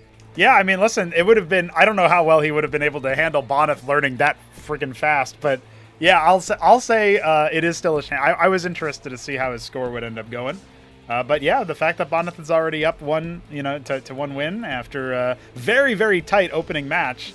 You know, I thought Sziky would just kind of come in here and annihilate. And it kind of looked like that for UltrA, though I think there's a couple of things that are qualifiers there. I really don't think that map was good for his style. But I do also see that there's a lot of room here for a little bit of something different. We'll see what UltrA wants to do. As we're still waiting on him to pick the next map here. But while we're waiting, I'll remind you guys, as Alexander and Knight of the Realm have already donated $15 and $25 respectively towards our pool for the next show match. It is very much appreciated that we get that kind of community support. It allows us to have these pros try Cosmonarchy. They've been really entertaining games so far. I really liked the Star Sovereign Decider in the first game. Yeah. But even that last game was really hype back and forth where we thought, like, man, is Sziky going to have some struggles or what's going on? And is Bonyth going to be in trouble or what's going on? And it turns out it was actually Bonyth coming out on the top end, and with a pretty meta composition, honestly. So, does the regular group rule apply if we get to 2-2-2? Oh no, because we're going to 11 maps, so it's 11 maps played. So we've played 3. We got a ways to go now. You can kind of think of it now as 8 more maps left to be played, but plenty more options here. Oh, we're also 1 Twitch follower away from 400 followers on the channel. That's pretty cool. Appreciate the follow. Someone in chat who hasn't followed. Yeah, we appreciate the follows today. We had Sausage Lured, who I don't know why he wasn't following already.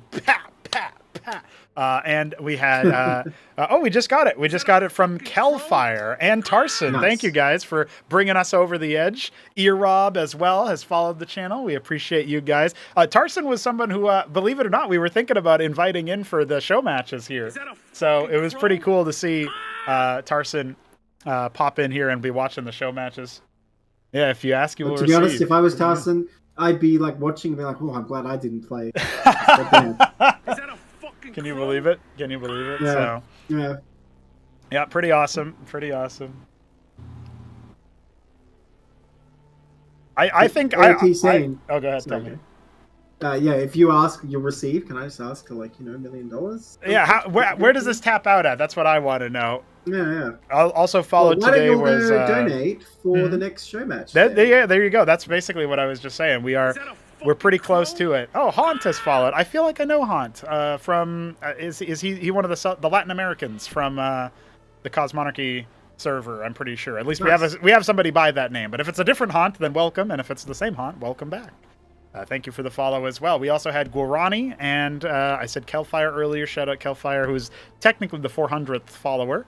Big ups there. And Spider Broomster earlier. So appreciate all you guys. Let's take a look. Crankendow says, "What is this?" Hey, what's up, Crank? Welcome. You've been living under a rock, Crankendow. This is not like planned like yesterday, man. This has been coming. Okay, so UltrA has requested any 4 spawn map. So you know what that means, Snapline. I'm going to go to random.org/lists. Our options: Check Stealer, Court Martial. Oh wow, what a surprise! Decapitation. Delusion. Endpoint. Leviathan's Lair. Mass Destruction. Paradise. Rhomboid. And Tesseract. Paradise pretty good. All right, let's take a look. It was Rhomboid selected by the random designer. All right, let's see it. We actually haven't seen this map be played before, so this will be interesting. There are only 3 good maps in that list. I'm not going to lie to you. This is not one of them. Yeah, what are they? Obviously, we've got Check Stealer, Court Martial, Delusion. Yeah. No, stop. Stop, man. I can't take this. Yeah, it would be what? Paradise, Decapitation, and what? The Mass Destruction? You like that one? Is that one? Yeah, I think it's all right. All right. Yeah, you know me. See, you don't have to hurt me. No, it's just fun. All right. Guys, we're going into game 4. Rhomboid selected by UltrA, requesting any 4 spawn map. This is a port of Geometry from way back in the day. And here we are with Bonyth in the top right. Oh, I don't have shared vision of UltrA. Oh, I guess you have to ask him nicely? Oh, yep.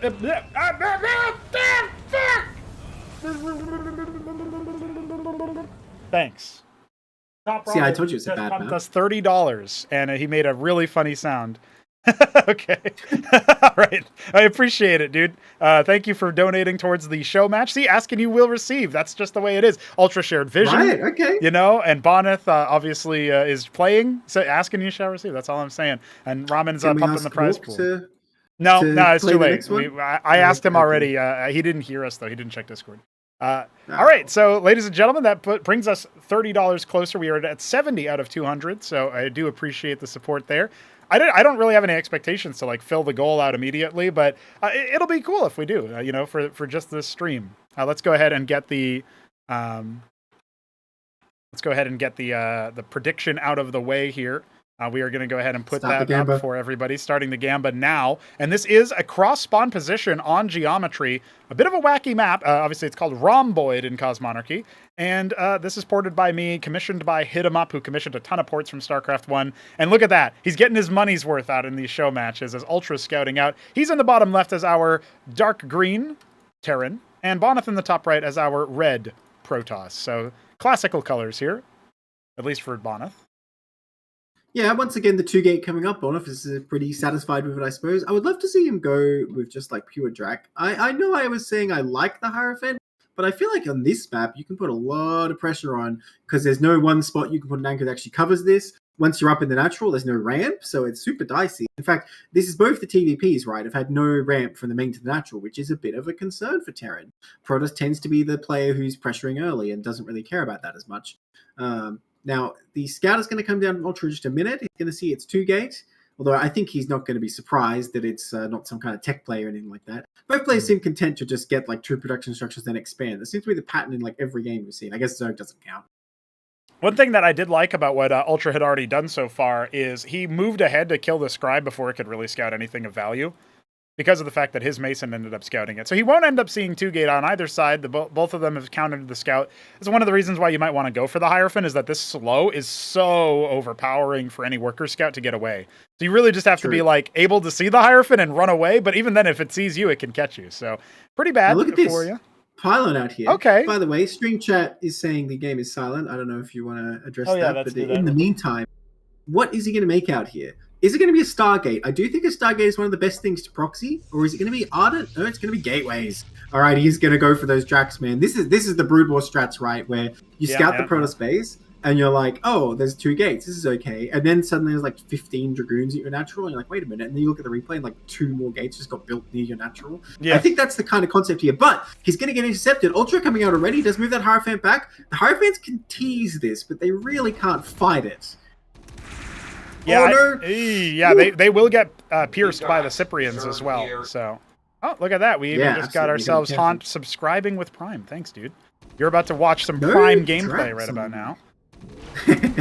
Well, the Zealot is tanky, but the Mavericks can get the job done. And with no Dracodons on the way, it's going to be very difficult here. I mean, Hierophants, again, are okay, but Dracodons are really the unit you need to hold off here. Now, these other gates are going to give this sort of like flanking potential, but it's a ways till they're online. It's also scary. I'm kind of worried for Bonyth. It's scary for Bonyth right now just because of the fact that he only has 2 Hierophants, a Zealot, second Zealot, and now he's making Ecclesiasts. If UltrA controls well here, he can actually break this position.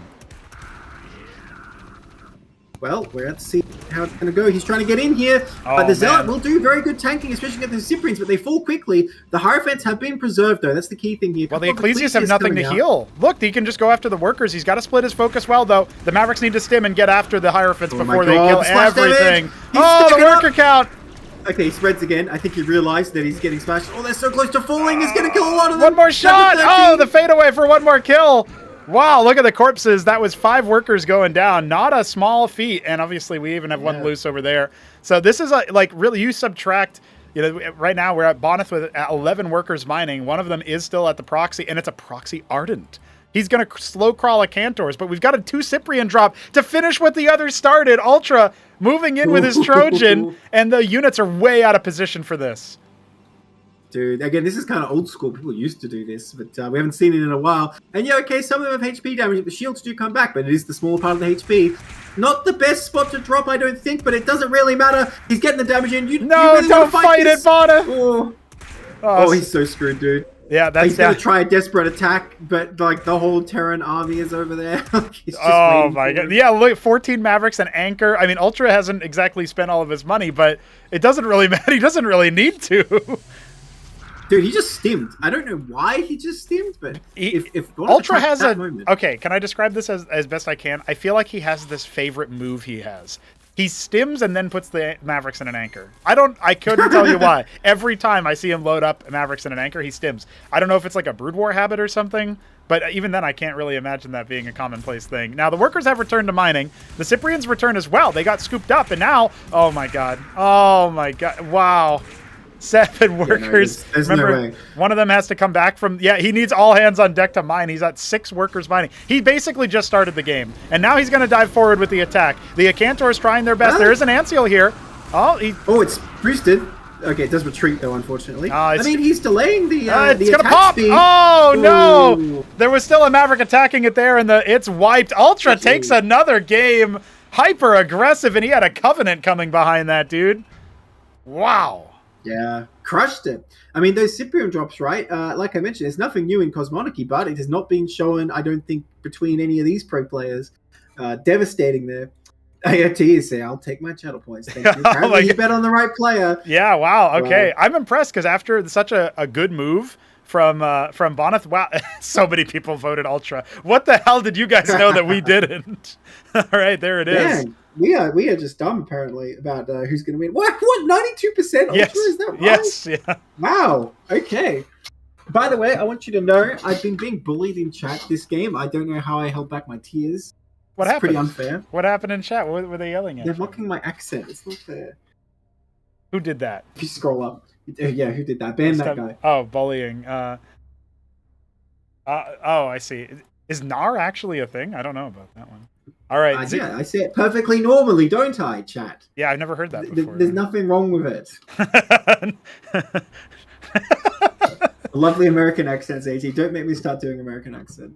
Why not? Wouldn't that be good content? All right. Listen, right about now we have ourselves a Terran defender once again. He's going to have to defeat Sziky if UltrA wants to stay on top here. Nobody has won 2 games in a row, which is very exciting. Yeah. Honestly. But dude, the triangle. Apparently, the Ultra count is Bonyth. Right. T greater than P, greater than Z, greater than T. Yeah. That's the way it's going right about now. We'll quickly update everything. We actually have our next map already on the ball. Sziky picking Watch Point, a port of match point. And he has some experience with this one. Currently in the lead is UltrA, the player that I think a lot of people would have said not as favored in this group, even assuming Hawk had shown up and all that when we started, and especially once Sziky factored into things. I think a lot of people would have expected UltrA to be trailing towards the bottom there, but that is not the case. Instead, he is currently leading from the front. Let's get our next map posted up for the homies. Yeah, I definitely would have said coming into this, UltrA was sort of the write-off. At least we got a Terran player. But I mean, he's kind of doing pretty well. He looked very strong against Bonyth. If he can pull it off against Sziky, I mean, I don't know, it's kind of wide open for him. Why can I not join? Let me try again. I'm excited to see Watch Point as well. Match Point I think is a pretty imbalanced map in Brood War. It doesn't mean I don't want to see people play on it. Oh, sure. It's got a lot of hype games historically, and honestly, hype games I personally played on it as well. So I'm a fan. I don't know how it's going to work out in Cosmonarchy. I feel like the very narrow area is going to be a real problem, but we'll see who for. AT's saying he's seeing UltrA in real life next week, so it's cool for him. Well, I guess so. Well, that makes sense. We'll get the Gambit started as soon as the game gets in. We're just waiting for UltrA to pop into the lobby. Zyky's already arrived. Watchpoint is an interesting map for me because I believe on this particular map, we have seen a bunch of the pros actually play on it, which is funny because I wouldn't think that they would have a particular preference for this sort of thing. I don't know. It's kind of interesting. Well, I think all these players will be very familiar with this map because it's not a modern map by any means, but it's definitely within sort of the era that all of these players have played and indeed come up in, if you like. So it's not one of those ancient maps, It's one of those maps that during the sort of I would call first half of modern Brood War was definitely in vogue. So it makes sense that they all kind of know it, and well, I was going to say love it, but that might be a bit much. They all feel comfortable here, I think. One thing that's also worth pointing out here is that I'm sharing the stream links in our server for Bonyth, but also UltrA. He just went live on Kick, actually, so we'll see what he ends up doing there. Yeah, people still stream on that place. So I'm going to go ahead and drop the stream links in our chat as well. Feel free to give them a follow, give them a look, and check them out while they're playing the show match. We are going to wait for Sziky to take on UltrA. Bonyth will be sidelined for the time being. And we'll see what we have when we have as... Oh, I see. UltrA's actually... He's checking the replay out. He's taking his 5-minute break that's allocated to him. So that just gives us more time, That just gives us more time. And he's just locked in and watching the scribes die. He's this hypes me up. He's got the... He's absorbing their blood. Yeah. That's pretty good. That's pretty hype. All right, yeah, I'm excited, man. I'm looking forward to seeing what we can make happen in Cosmonarchy with all these pro players. They're going to find some stuff. I think it was Isagiro who recently rejoined our community, a Russian player. He said that if the pros keep playing, then we will see the pros find all the IMBA stuff. And, there's a chance that that's true. There's also a small chance that maybe, I don't know, maybe the game's balanced and no more balance. No, you're Nobody doing will it. ever agree with that. So Well, I mean, I was saying to Sziky already, like, when we first started, he'd be like, how do you deal with this or that, especially of tech bombs, right? And then we played the series, and I was like, okay, now you can teach me how to win with Protoss, because, like, I was starting to lose. But I guess Bonyth showed up to show me how to do that, and I'm keen to learn from all these players. But as I was saying to you sort of before the stream started, I have this quest to try and win the tournament, but I think that's pretty far from happening now. All us sort of mid StarCraft players who've been hanging around in Cosmonarchy, like getting wins because no one to challenge us. I think our day is over. Now that players like this are coming in, I think players of my caliber are pretty doomed. Yeah. The gentrification of Cosmonarchy continues. That's what we were calling it back in the day. That was what we were calling it when people like you came over. And, like, it was before that. It was obviously like Mystery Meat still kind of had your number, but he was really the only. Like, it was Shambler, Mystery Meat for the first 2 tournaments we ran. They were in the grand finals, and Shambler's actually stuck it out for quite a long time. Managed to make it to the finals of Acropolis 1, and where you defeated him, including 2 games with a Kagran drop. It was just incredible. Oh, yeah. It was like dropping a creep colony on somebody's base. It's hilarious.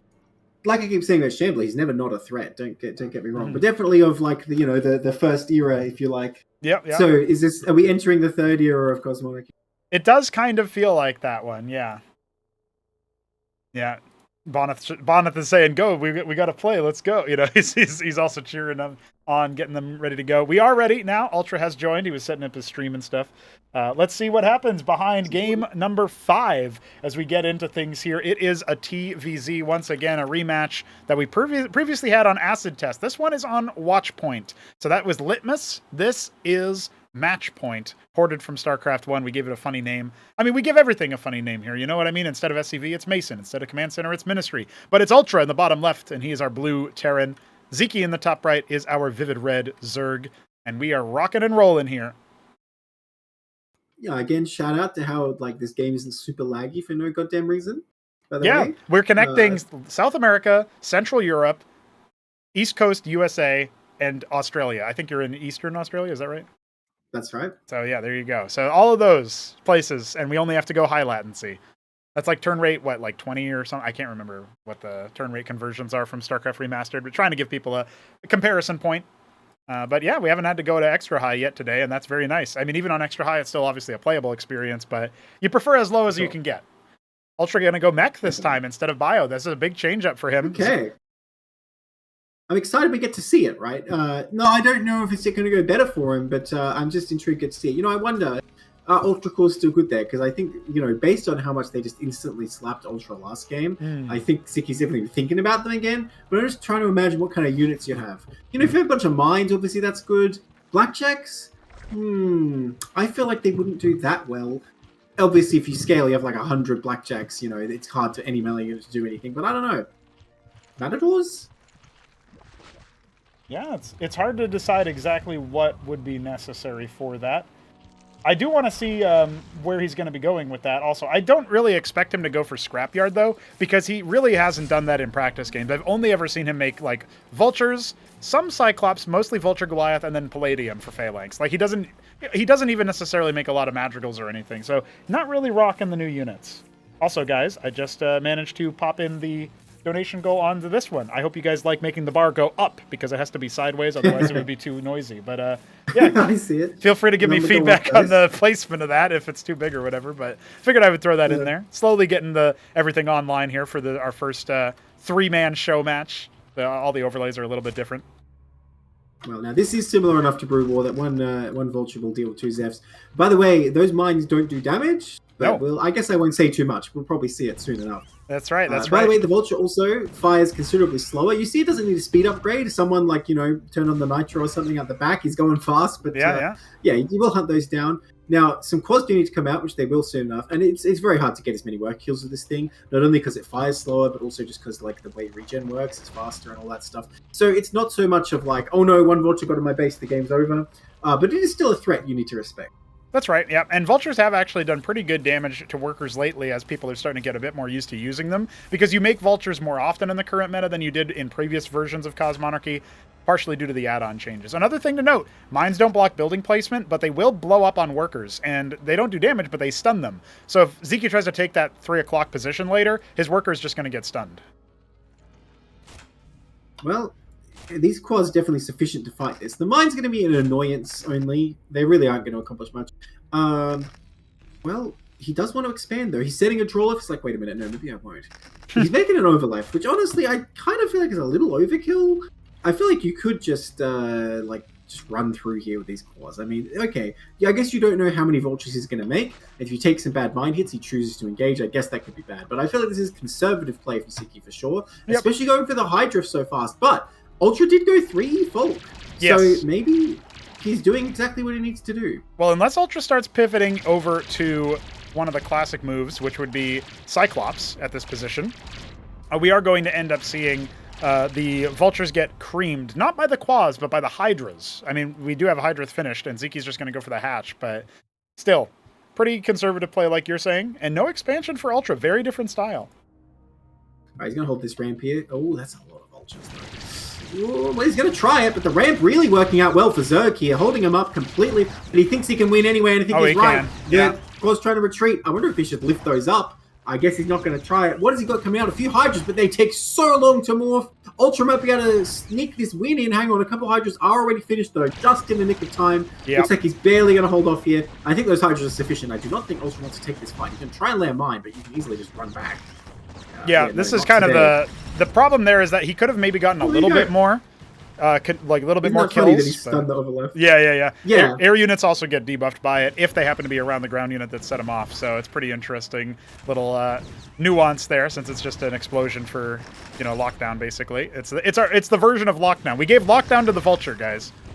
Innovative. It sounds gameplay. imbalanced, but yeah, these mines really do fit in the game quite well. I feel like. Look, there you go. It stuns that egg. It does just slow it from finishing, I guess. It stopped it from building during that time. You can stun lock the eggs. Now, here's a big problem. The vultures are coming out now, but look, the hydras are out in full force, and UltrA's making Goliaths. I don't think that's going to work out for him. Yeah, this has been very wasteful for UltrA. I mean, granted, he was trying to make something happen, but I really feel like he needed the judgment there to look at that and say, like, okay, I'm not going to win this fight with the vultures. I better preserve them. Because, I mean, they're not terrible. This is kind of the same principle as Rubor, really. Obviously, they're best users if they run in and just kill a bunch of workers for free, but they're not terrible in the fight at all. They still do work. Now, Goliaths, that's a different unit than you might be expecting from Brood War. It's definitely not the best against Hydras, but it can definitely do a lot more than it could in Brood War.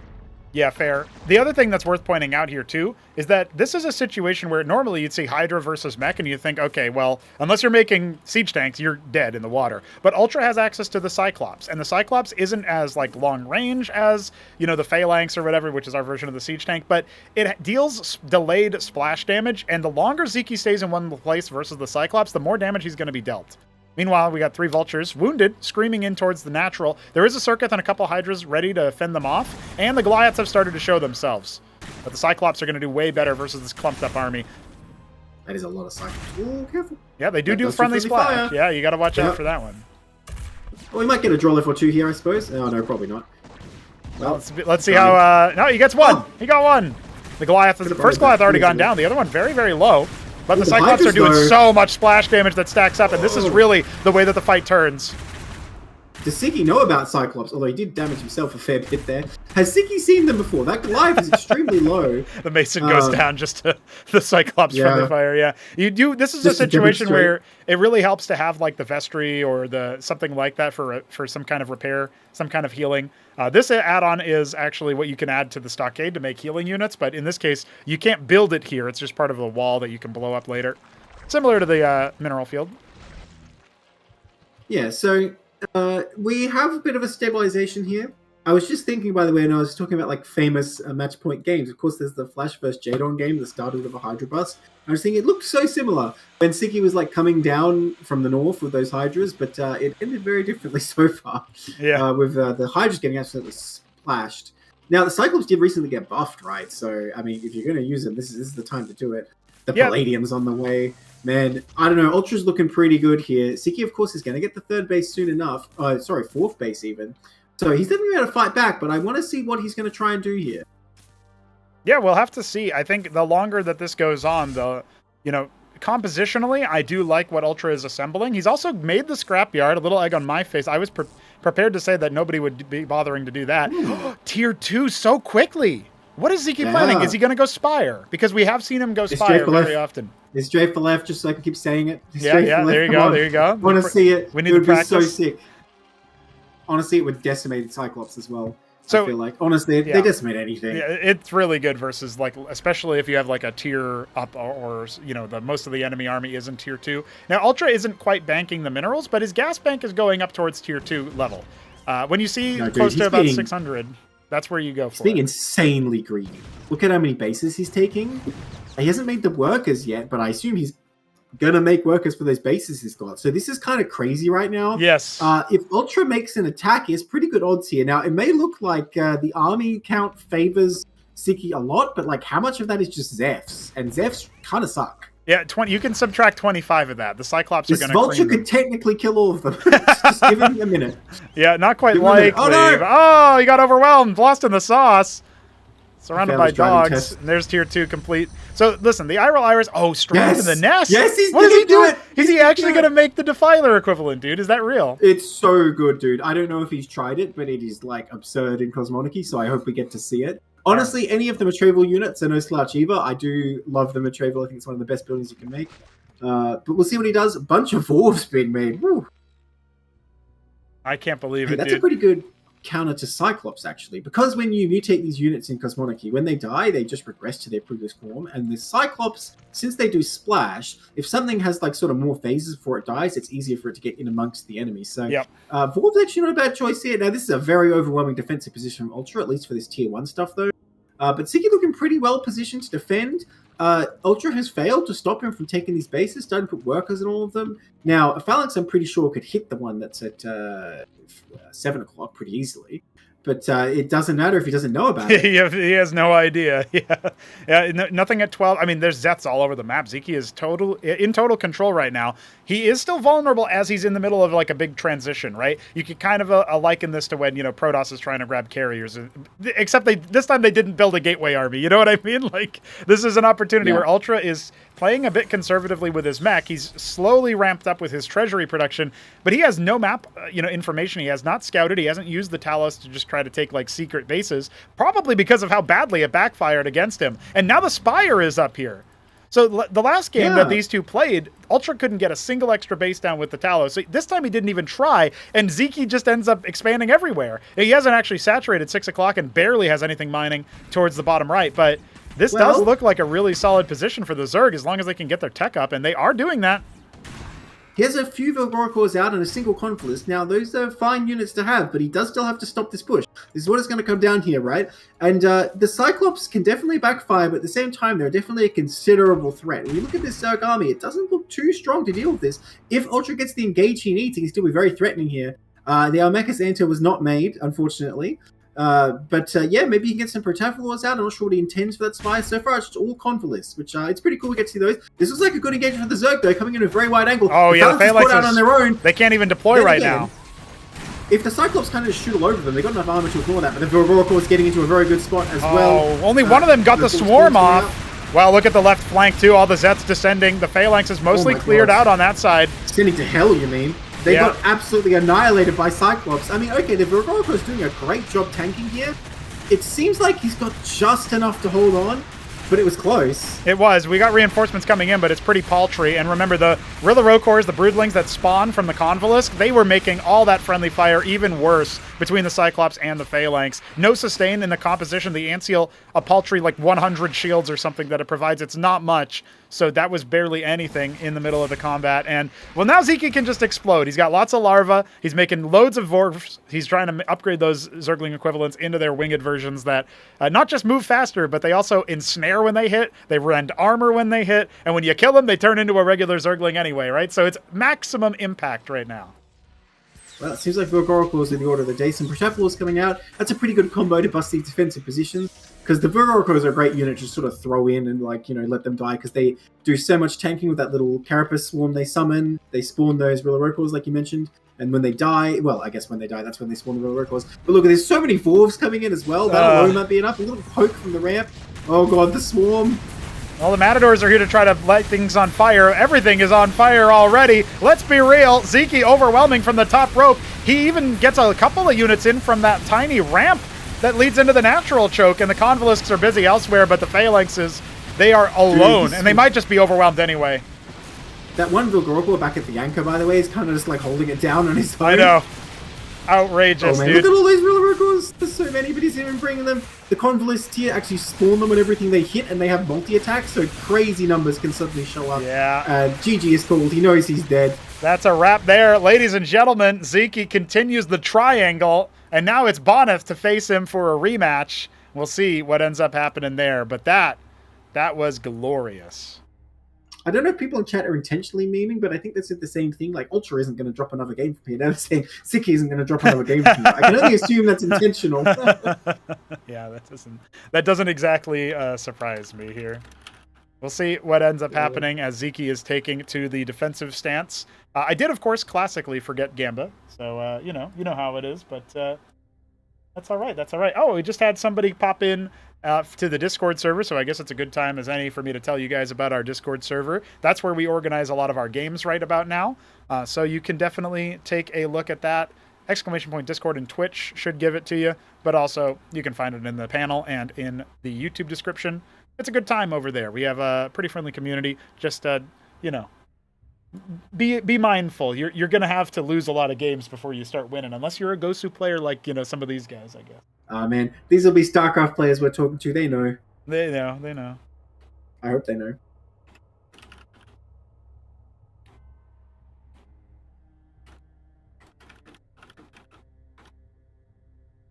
Bonyth wanted to play Acid Test. It was already picked. I'll have to start marking the ones that have been picked, yeah. Yeah. Oh, you're just sending them, like, the picture, you know? No, I have a whole list of all of them, including Liquipedia pages I made for our maps in particular, but it's one of those that I don't think he knew that you couldn't do that one. Losing is the way of Brood War life. Hell yeah, Ramen. Alright, the only 4-spawn map that was played so far was actually Rhomboid, so that's interesting. We're going into map 6 next. We'll see what Bonyth wants to do. Yeah, man, honestly, I feel like if you're playing Brood War in the year of our Lord 2025, you must have already lost a bunch of games. Because how many people are picking up Brood War for the first time in 2025, let alone Cosmonarchy? I mean, Cosmonarchy is one thing, right? Because you could just make the transition over. True. These SC2 kids had it easy. Okay, we're going to Neo Luna, the port called Tesseract. That's where we go for our next round. And, you know, a lot of people from our community who used to be diehard StarCraft 1 fans, or maybe still are, those guys were telling me, you know, this map was never balanced. It's not a good map necessarily. Well, pros apparently think differently, ladies and gentlemen, so that's where we are going next. Maybe a strange bug. When I stay in the lobby, not the lobby browser, I can't join, but if I go back out, I can. It's very weird. Right, I'm going to play. Tag me in. I'll take him on. I'll take him down, sir. Classic move.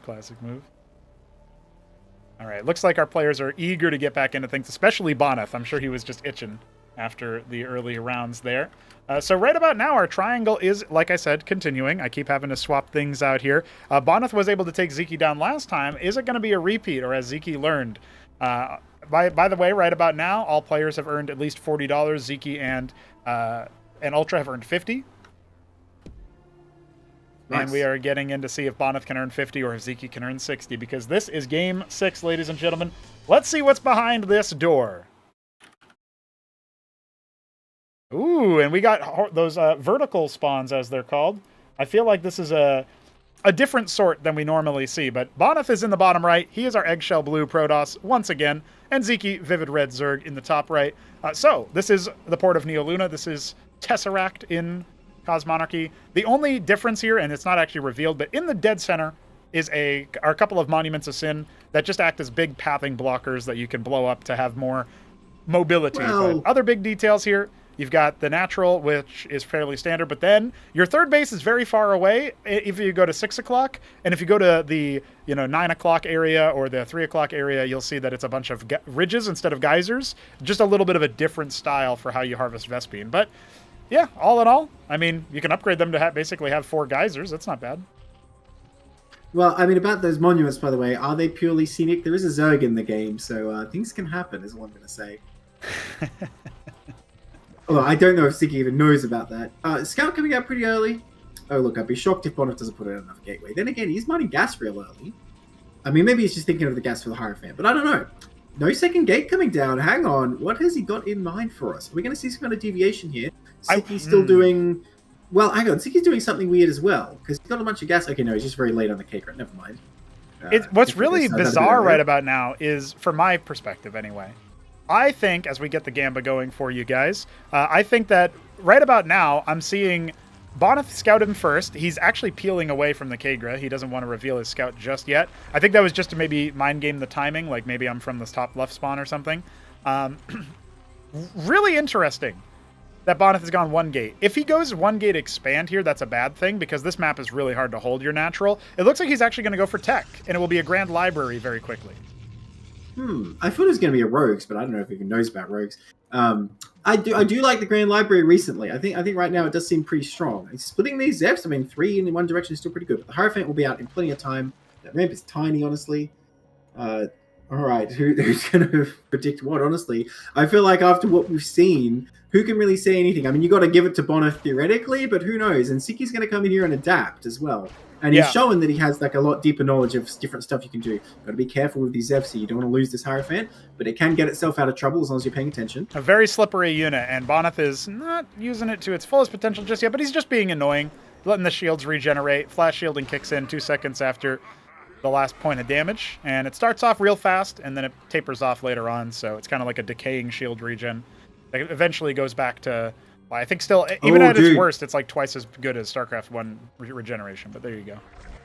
I'm so disappointed. I thought he was going to throw it down a prestation stage because he was saving up, but then he just made a gateway.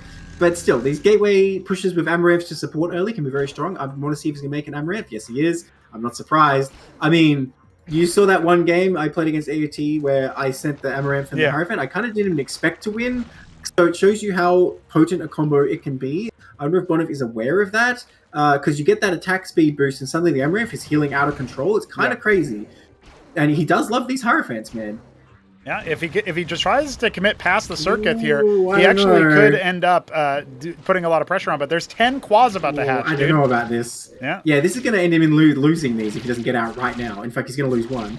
But I guess he can save one at least. Bit of an overextension there. Oh, wrong targeting from the Circuit. It's going to make it out. Oh, the Zeth body blocked by his own brother. Defeated. So one Hierophant going down. I mean, remember, he kept the other one alive forever. So honestly, I just kind of assumed he had plot armor. But Amaranth shows its face. Go. Oh, dude, you can't stop this with all these quads. Very wise of Sziky to get a Circuit already. Honestly, I feel a bit of pride because I'd played plenty of games where I just showed up at his ramp, tried to kill him. So I think he's aware of the dangers. This seems like enough. It's dicey, though, and it's definitely a very menacing force. Now, Bonyth could just thread an expansion now. I feel like that's what he's going to do. Yep. Feel like, all right, I've delayed him. I forced a second circuit, which is kind of huge. It doesn't even know about that just yet, actually. But yeah, the second circuit is coming up. And honestly, if Bonyth knows ahead of time before he's ready to really do a committed push, that's fine. If he doesn't know, he could get surprised by it. We'll see if Sziky can do some kind of ambush. He's going for the Apex strain out of the pool. The Calculator Lake is on the way, and it is 4 minutes in. So I think we will see Lyrilisks this game, finally. Are we going to see Calculisks? I mean, early game, harassment. They could be devastating if your opponent is ready for them. And again, we don't know what kind of level of air harass Bonyth is aware of. He's eyeing up these monuments, thinking, that'd be nice. Well, you know what's funny is, obviously, Zerg, like you were kind of alluding to, can infest. But the problem with the monuments in the middle of the map there is that it's really hard to fit I don't think you can fit a pylon. However, if you infest the Protoss Nexus, you can make an autocore from an embassy, you know what I mean? And then suddenly, we're speaking in tongues right about now, but there's a mobile power generator you can make, and you could theoretically infest Protoss to make some... Well, he's got to deal with that Zethar core. I don't quite know if that... it looks like that was a canceled Matrix right in the nick of time. Now seeing if he can push forward. Remember, there's only the Amaranths for their own sustain, but the armor pen on the Lyrilisks is way higher than what you want. And Bonyth is in a bit of trouble here on this attack. Yeah, he can't fight this. He needs to get the hell out of there. And the Lyrilisks are so fast. Is anything even going to make it home? There's no Ecclesias to speed boost him with the sacrifice here. This is looking very dangerous for Bonyth. There is no static defense of the natural. Matrices would be okay here, but he has none. He has a pylon to defend his Nexus. That's not going to do anything. Is he just going to get rolled over instantly? Well, he's making more Amaranths than Ecclesiasts, so he might be able to shield steal if he can get on top of the Lyras themselves. That's the big question. One Amaranth, though? Oh, okay. There's two. I don't know, man. I feel like 2 Amaranth's going to fall quickly enough. And I mean, I don't know. With the armor pen, like you're talking about, I feel like the Lyralists don't really suffer as much. He needs the perfect engagement here. Can he pull it off? The bounce is going to come in. So far, so good. Getting good swipes with those Amaranths. Yeah, the Amaranths are still alive. They're still staying alive, but now they're all going to fall at almost the same time. Ranged units are trying to stall just so that the Matrixes can get up, but it's not going to happen. Instead, the Bulwarks are keeping everything alive as best they can. They don't do anything to uncompleted structures. Only now will the Matrixes start benefiting from the Bulwark. Every second or so, you get a nice little boost of shields there. So it's 10 shields every 2 seconds. Very potent, but you have to actually stay alive through burst, and that pylon is not going to be able to. Well, I guess the narrow hold there. Yeah, the pylon actually made a big difference, by the way. It took like 180 damage in that first fight, which is a big deal. Yeah. And buildings in Cosmonarchy actually distract more than they do in Brood War, so that can be a huge strategy. Now, you need to be careful here. These Ecclesias get picked off very easily at long range. Yeah, so not a fan. Bleeding some units. He's adding a prostration stage. Yeah, that's the big moneymaker here. If he can get some pariahs out before there's a lot of armor rend on the side of Sziky, that can definitely help. But Ziki's got his natural setup. Currently behind economically, remember, but Bonyth has invested a ton of money into static defense. His engram is going to help out quite a bit, actually, but it has to finish first. So there's a window of time here where if Sziky really wants to, he can try to continue pressuring. He's actually left a couple of Lyralisks back at home, and he's making some more. Just trying to see what he can get done. Chose Drolef instead of Death, so it's Bonyth will survive here. I'm wondering about Pariah. Are they that good against Lyralisks? Do they get the job done? I think if you get a Herald and some chaff, you can actually choose your engagements a lot better. Because any dead unit, any dead ally of the Protoss that goes down within sight range of a Herald gives the speed boost that you normally get from a dead Ecclesiast. So, a Zealot goes down. Suddenly your whole army moving faster. You can choose to meet the Lyralisks there. And so I think in that situation, it is pretty good. Obviously, the Lyralisks are continuously slippery. So as long as your Herald stays alive, you can try to keep going with it. But it's a possibility. Here we go. Is the engram going to get good damage in here? I don't think it can bust, but he is bleeding more Protoss units. So honestly, maybe it's worth it. I don't know, though. He's taking a lot of damage as he does I think he might overwhelm. The ground army can't really stand to this. The Striders are so wounded. The engram not being focused down. The Scribes have to get involved. Battle Workers like Nebline. But I still think that the Lyralist count is a little bit too high. The Tier 3 option here from Bonyth was not up in time. They will get annihilated if he chooses to target them. I don't know what he's thinking right now, because there's so many juicy Scribes here. Okay, there we go. We'll start annihilating them. Pariah's going to be out. Bonyth is just holding on desperately, like, please let me get this Pariah out, then everything will be fine. But I don't think he's going to be fine here. Listen, I think at this situation, with this kind of engage, the one Pariah is not going to kill all of those. So it's honestly a little bit more dire than you think. At the very least, he can try to get back to mining. Here he comes. The Grand Library soaking up a lot of damage, but the Pariah gets its shields heckled a little bit here. Well, they're going to get that attack speed boost, but there's only one of him. And there's how many Zerg, it's going to get taken out instantly. Yeah, just the one by itself, not enough. It's not a super unit. If the Amaranths and Zealots had joined it, it would have been a complete turnaround, but then Sziky's still so far ahead. And there's just no hope here. The Scribe's trying to drill on, but Sziky keeps pulling back behind the geysers. And the front gate, well, it'll actually hold because of the engram bulwark, but still, a little bit of heckling there. And yeah, the workers are actually... there. Yeah, that's... unfortunate. Well, I do think Bonyth is dead here. I don't think he can come back from this position. Well, even when the game is over, though, a lot of Zerg units are going to be dying. That is guaranteed in Cosmonarchy. AOT just lost his life savings like the 3rd time. Gotta swap to Zerg in chat. Yeah, man, Lyralist and Ultra Cores, they're pretty good. And he is getting that Ultra cabin. Not that he needs it. He just wants to take out that engram in style, I guess. Oh, a bunch of Zoryus coming. That will handle it. Yeah, no time to morph Ultras. There were 10 of them that were made, and he sent 8 of them across. So, yeah, this is finally a wrap on the front gate. Sziky having a little bit of fun here. Nightmare. Oh, he killed one of them. More than I thought he would do. Well, yeah. Yeah, that's kind of amazing that it even did that. Like, it falls, and that's really his last defense, his last possible hope there. He's making a third Pariah. Obviously, the first one went down. Second one, it'll be overwhelmed by this. There's just no way that it isn't going to be. Yeah, no, he's done. Well, I mean, he's trying to do what he can with these Pariahs. They kind of just get free boosts from the Ruler Road Course, but they also get eaten by them, so... Yeah, the armor rend plus the attack speed slow, it kind of neutralizes. He's actually going to clear this. Micro! he's micro. 26 health! Waiting for the shields to kick back in. He gets tackled a little bit. He's running, The one Amaranth dueling Infinity Ruler Road Course in the bottom, by the way. What's an Amaranth line? I feel like that's a suitable one. Bring me to bear. And then instead of bear, There you it's for go. the Rokor. Yeah, bring me to Broodling. There you go. He actually wipes it, but there's more units where that came from. And no detection here. If that bulwark goes down, there's 0 detection. Well, he can just stand on them, though, like you say.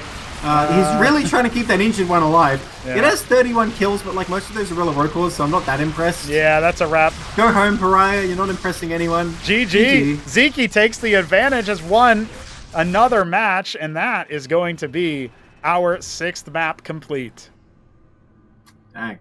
Sziky kind of taking off here. Was he just going easy in the first game? I don't know. Yeah, that's an interesting situation to be in.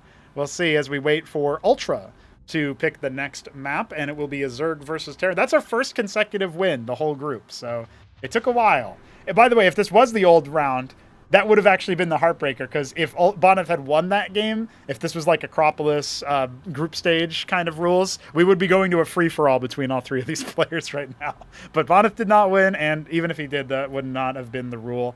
Nonetheless, a very impressive performance from Sziky.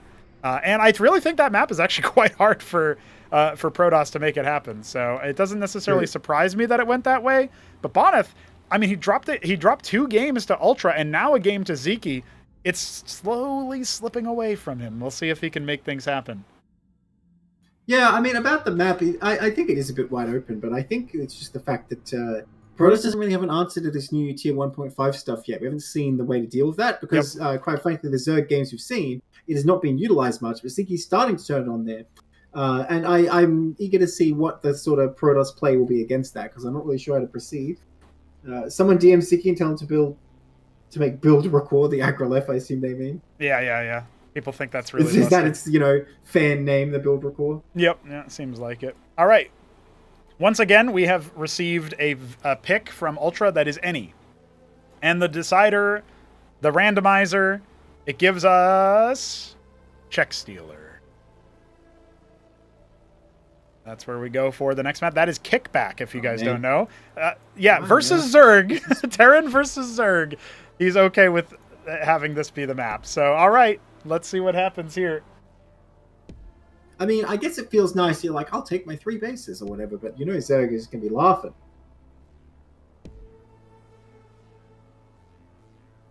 People trying to scrape together their minerals in chat. Peasants. Yeah. Imagine gambling. Unbelievable. All right. Waiting for Sziky to join. It is indeed... It says someone just lost 1.6k, or they just bet 1.6k. That's a lot. If they bet and then they didn't... If the prediction is gone, yeah, that's it. That's a wrap. So... Dang. Yeah, somebody is... So the big money. We're getting to big money territory here. I could expand 4 times with that minerals. Yeah, that's a lot of money. UltrA is ready. Sziky dialing himself in here, making sure to pick his right race as we just get about ready to start updating the scoreboard on the other side. Bonyth in a bit of a struggle session here, but UltrA has to see if he can crack the Zerg shell. And this is kind of what we thought would happen if Sziky had to replace Hawk. Like, he knows the game a little bit differently. He's been playing for over a month now, ever since the end of Acropolis 3. Joining us for a show match where he took one of our best Terran players who finally got to play TVZ. And this map was actually a banger where Sziky went like 40 minutes and actually was able to clutch it out. Did you ever go back and watch that game, Nebla? Oh, I'm afraid I did not.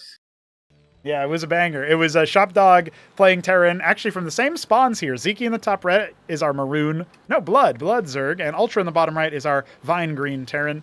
But the thing about this one, to me, was Shopdog was in the bottom right, and he ended up going for Reclaimers, and like Sziky had to rebuild his main like 2 times, and eventually was able to just outmaneuver him, including a point where we had Shopdog make Hatcherosks with the reclaimed stuff. So that was really, really entertaining to me. Sziky was looking for a way to put the pool down, but he could not find a good spot, apparently. He wanted that Brood War SimCity, putting it behind the minerals. I guess it just narrowly doesn't fit because this geyser's in the way or something. That's interesting. Well, he'll end up putting it down a little bit differently. It's like, a lot of Brood War maps, you can sort of fit it back there just so, but this ain't Brood War, my friend. Maybe on Kickback you can do that. I don't actually know. I don't think so, actually. Look, to be honest with you, the days people were playing Kickback, they wouldn't have even had that sophisticated a pool placement. But look at this massive gas mining. what is Sziky thinking here? You know, we haven't seen any Nafricors go for harass. They're not good at it. Don't get me wrong. They're kind of bad. But if you don't know it's something that can happen, you're not prepared, who knows? Yeah, it can be a bit of a challenge. Ultra scouting the wrong way. If he box scouts, it'll be a very long time before he sees Zerg. On this map, you can actually tell if there's a Zerg spawn there. You can just tell because the Kagura is spread. The creep is spread very far out. Ultra doesn't necessarily know that or remember that, or maybe he doesn't know if that's also true in Cosmonarchy, but that is definitely true in StarCraft 1. You see over here, Sziky has that extra Kagura spread. Honestly, I guess that probably is really important for this map's balance in StarCraft 1, but it ended up being so Zerg favored, particularly ZVT, that at the pro level, that I wonder if they thought about maybe removing that feature to keep the map in the pool. Unfortunately, I think then you just get all in every game. So it's not really that interesting, but that's basically what ended up happening anyway, as Terrans were all inning a lot, or certainly doing timing attack stuff. So we'll see. In the first place, this is just not a good map concept for Brood War. This 3 little bases in your thing, which exist on 2 other maps. I think it's just not good. So you probably can't fix it, but if you did remove that, I think it would swing back too far the other way. Yeah. And the other problem is Zerg vs. Zerg. I don't know if you've seen that ASL game on Coliseum, where I don't remember the players now, but one player just made 100 Zefs. Oh, by the way, let me stop talking about Brood War, because we're not playing Brood War, and this is no bunker that's being built. Ooh, that's Ultra knows, man. He knows. Okay. He knows a lot of things about this game. Oh, is he going to see it? Yeah, I think Ziki's going to check it, but there's a second Mason here for repairs and also to replenish if he needs it. So the second circuit gets made. Honestly, that's not what you want to prioritize right now is Sziky. He's going to set up some stuff, but does he know? I don't know if Sziky has ever seen flying anchors before, dude. Oh, here we go. He's going to load up. So yeah, like I said, it's not a bunker, and you're about to see why I say that. Because it can do this. Will bunker do this? Let's see. As Ultra is going to slowly airlift his Mavericks over. I wouldn't be surprised if this was an elevator to get the other units in as well. Yeah, I think that's exactly what he's doing. He's going to elevator his anchor. Unbelievable. You know, as we've mentioned, compared to Marines, these Mavericks are considerably stronger. Oh, Sziky has a Zeph, but its view range is too small. Okay, no, he does move it over, so he knows. But does he have time to produce military units? He's making a few quads, but 4 quads is not going to be enough for this. I would love to see him float this anchor in towards the main maybe, and even just attack now, because I don't think he has time to wait for this stuff. The longer he waits, the more it's being morphed, and the circuit will not take that long to build, but he is going in. If he stims past, he can gun this stuff down so quickly. Sziky in a lot of danger right now. A lot of danger. Right behind that mineral line. Yeah, there's not enough units here to defend. Look at the DPS from the Maverick when it's stimmed is outrageous, 18 DPS. Obviously, the Vornath is being turned into a Calcure Lake. If Ultra knows what's good for him, he's going to try to focus down a lot of that stuff. But now the Anchor's getting involved in the fight. And the Quaz, they're getting bottlenecked. Workers denied mining. There's no money for Sziky. But the Vornath does end up regressing. And look at that. The Circuit is actually up right now. We need to see Ultra pop away from that. And so he can try to heckle the workers a little bit more. And now Sziky starts to pull them away. Still, the Larvos got destroyed. There's very limited production here. Yeah, disaster for Sziky. He's going down to 10 workers, and this anchor's still down over there, by the way. And in the meantime, Ultra has not been slouching. He's built up a bunch of Mavs out here. 2 Masons, actually quite effective at charging against these circus. I think he can bust this pretty easily with a stim, but he might not know that. Oh, he's going to go to the top right. The anchor. Ooh. He's going to go to the top right and pressure the mining. Meanwhile, the Maverick stim over here. The Masons try to push forward. Some of them are actually drawing fire. Yeah, the first one goes down. He needs to re-stim soon. And now the anchor, it's not blocked. The landing wasn't blocked. Oh no, at the last second he tries to, but it's too late. And the front is falling. I think Ultra's going to take it. Bouncing back and forth. The 2 kings fighting, and Bonyth just in the corner, kind of crying, see if he can bring it back after this game, because he's about to get another chance. He is, and specifically against Ultra, who is clearly deciding to play a cheesier strat. Like his life depends on it. Sziky, GG's, it's a bust, it's over. Terran King from Chile, finding some victory. Very impressive strat there. Again, Sziky knows everything. Sorry, Ultra knows everything that I didn't think he knows. Because that's a strat you don't think of unless someone, I think, shows it to you. I wonder if someone, hurt him. So now he's hurting Sziky in the same way. Yeah, listen, it's a distinct possibility here that would have been a very, very different strat. But yeah, listen, right about now. Oh, big payout. Big payout for the one lone Ultra better. 96% going the way, or 94% going the way of Sziky. Not it. Oh my God. We had one person. Yeah, that is wild. 14.5 thousand. Wow. Big payout, big payout, and now it's going to be UltrA defending versus Bonyth. We'll see how much they end up going here. Let's see. Take a look at what map Bonyth wants to play.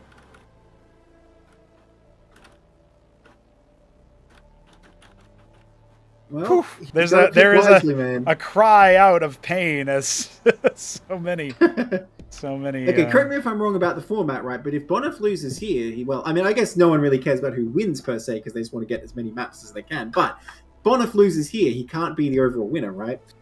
Yeah, I believe so. So let's math this out. If UltrA gets 4 wins off of this, knowing that we've already played 7 games, yeah, he won't be able to. Will have been 8 games.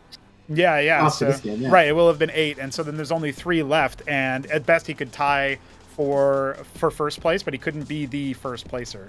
I guess no, he couldn't. At best, he could tie for first if Sziky, beats UltrA in the rematch, assuming Bonyth loses here. At worst, he would have to just hope to tie for second place because he won't play the next match if he loses here, of course. So, let's see what Bonyth decides to end up picking.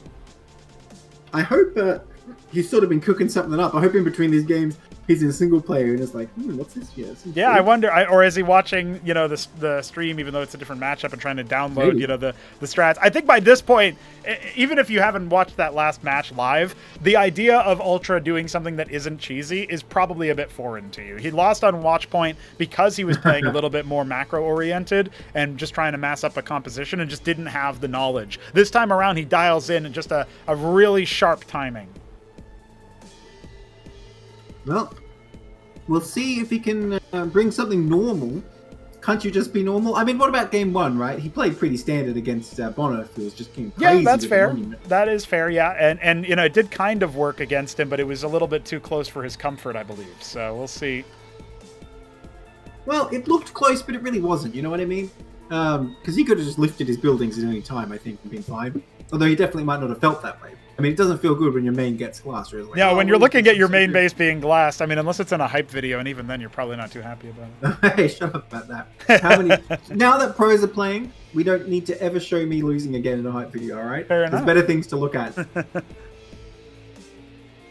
Even when it's like, oh, look at me infesting this thing, it's still me getting glassed. Wild stuff. It was really cool to see the recognizing where he could land on the on the base and stuff. Honestly, that would have been even more brutal if Sziky had been able to make the pool there. You know what I mean? Because then his quads can't do anything. They got to walk all the way around the minerals. So because I got to be honest, UltrA kind of didn't even know his own strength. He could have easily focused down that circle before it finished and kind of just A-moved everything, but he sort of over-microed a bit and he still won pretty handily. So it just shows you how strong that strat is when Sziky wasn't ready for it. Yep, that's right.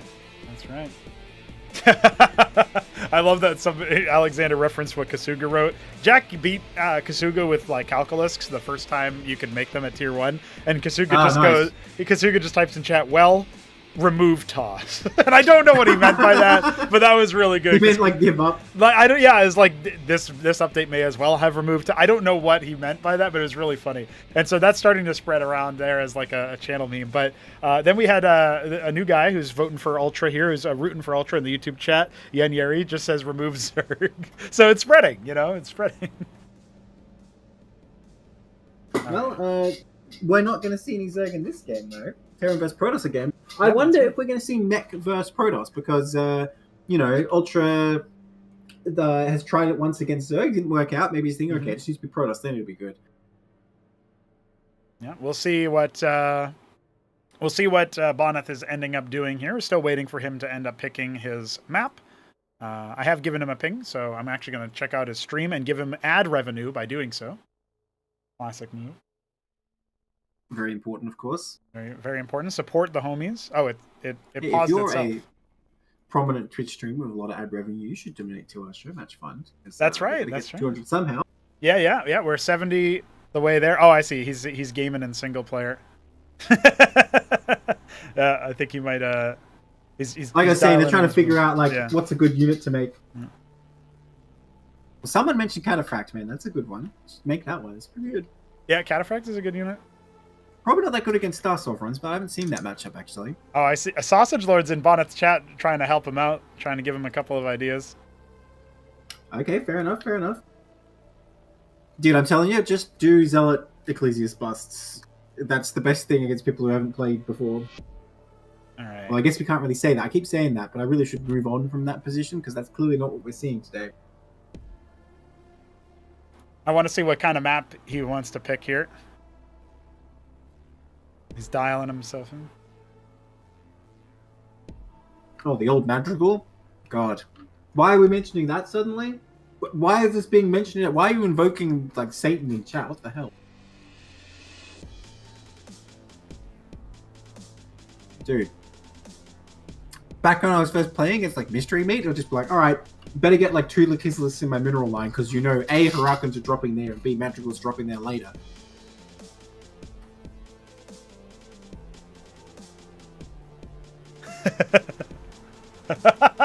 Sorry, I had Bonyth stream unmuted just real quick on my end alone. The fact we have to play against these flying garbages. Talking about the anchors. So nice. We'll see what he wants to do. Either way, looks like Bonyth is dialed in and ready, and he is selected Decapitation. You must be happy about that one. I am very happy about this one. All right. Literally in chat with a friend, and they're like, well, like telling me like, you know, why don't you like that map? On Decapitation here. Ladies and gentlemen, once more with feeling. Ultra in the bottom left is our, Lemon Terran. Neblime. It's over. He's Lemon. Bonyth in the bottom right is... possibly have to do with me? Orange Protoss. There you go. That's what we got here. Again, Gamba rules. By the way, like I mentioned, UltrA is 92% the favorite of Twitch chat. I just want to point that out. Like, 2 people voted Bonyth, but whoever voted UltrA puts 10k minerals in the bag. So if they lose, the 2 people who voted for Bonyth, who had a combined 880, are going to be like, ooh, payout, baby. Yeah. Well, not as much as like the 14k we saw, though.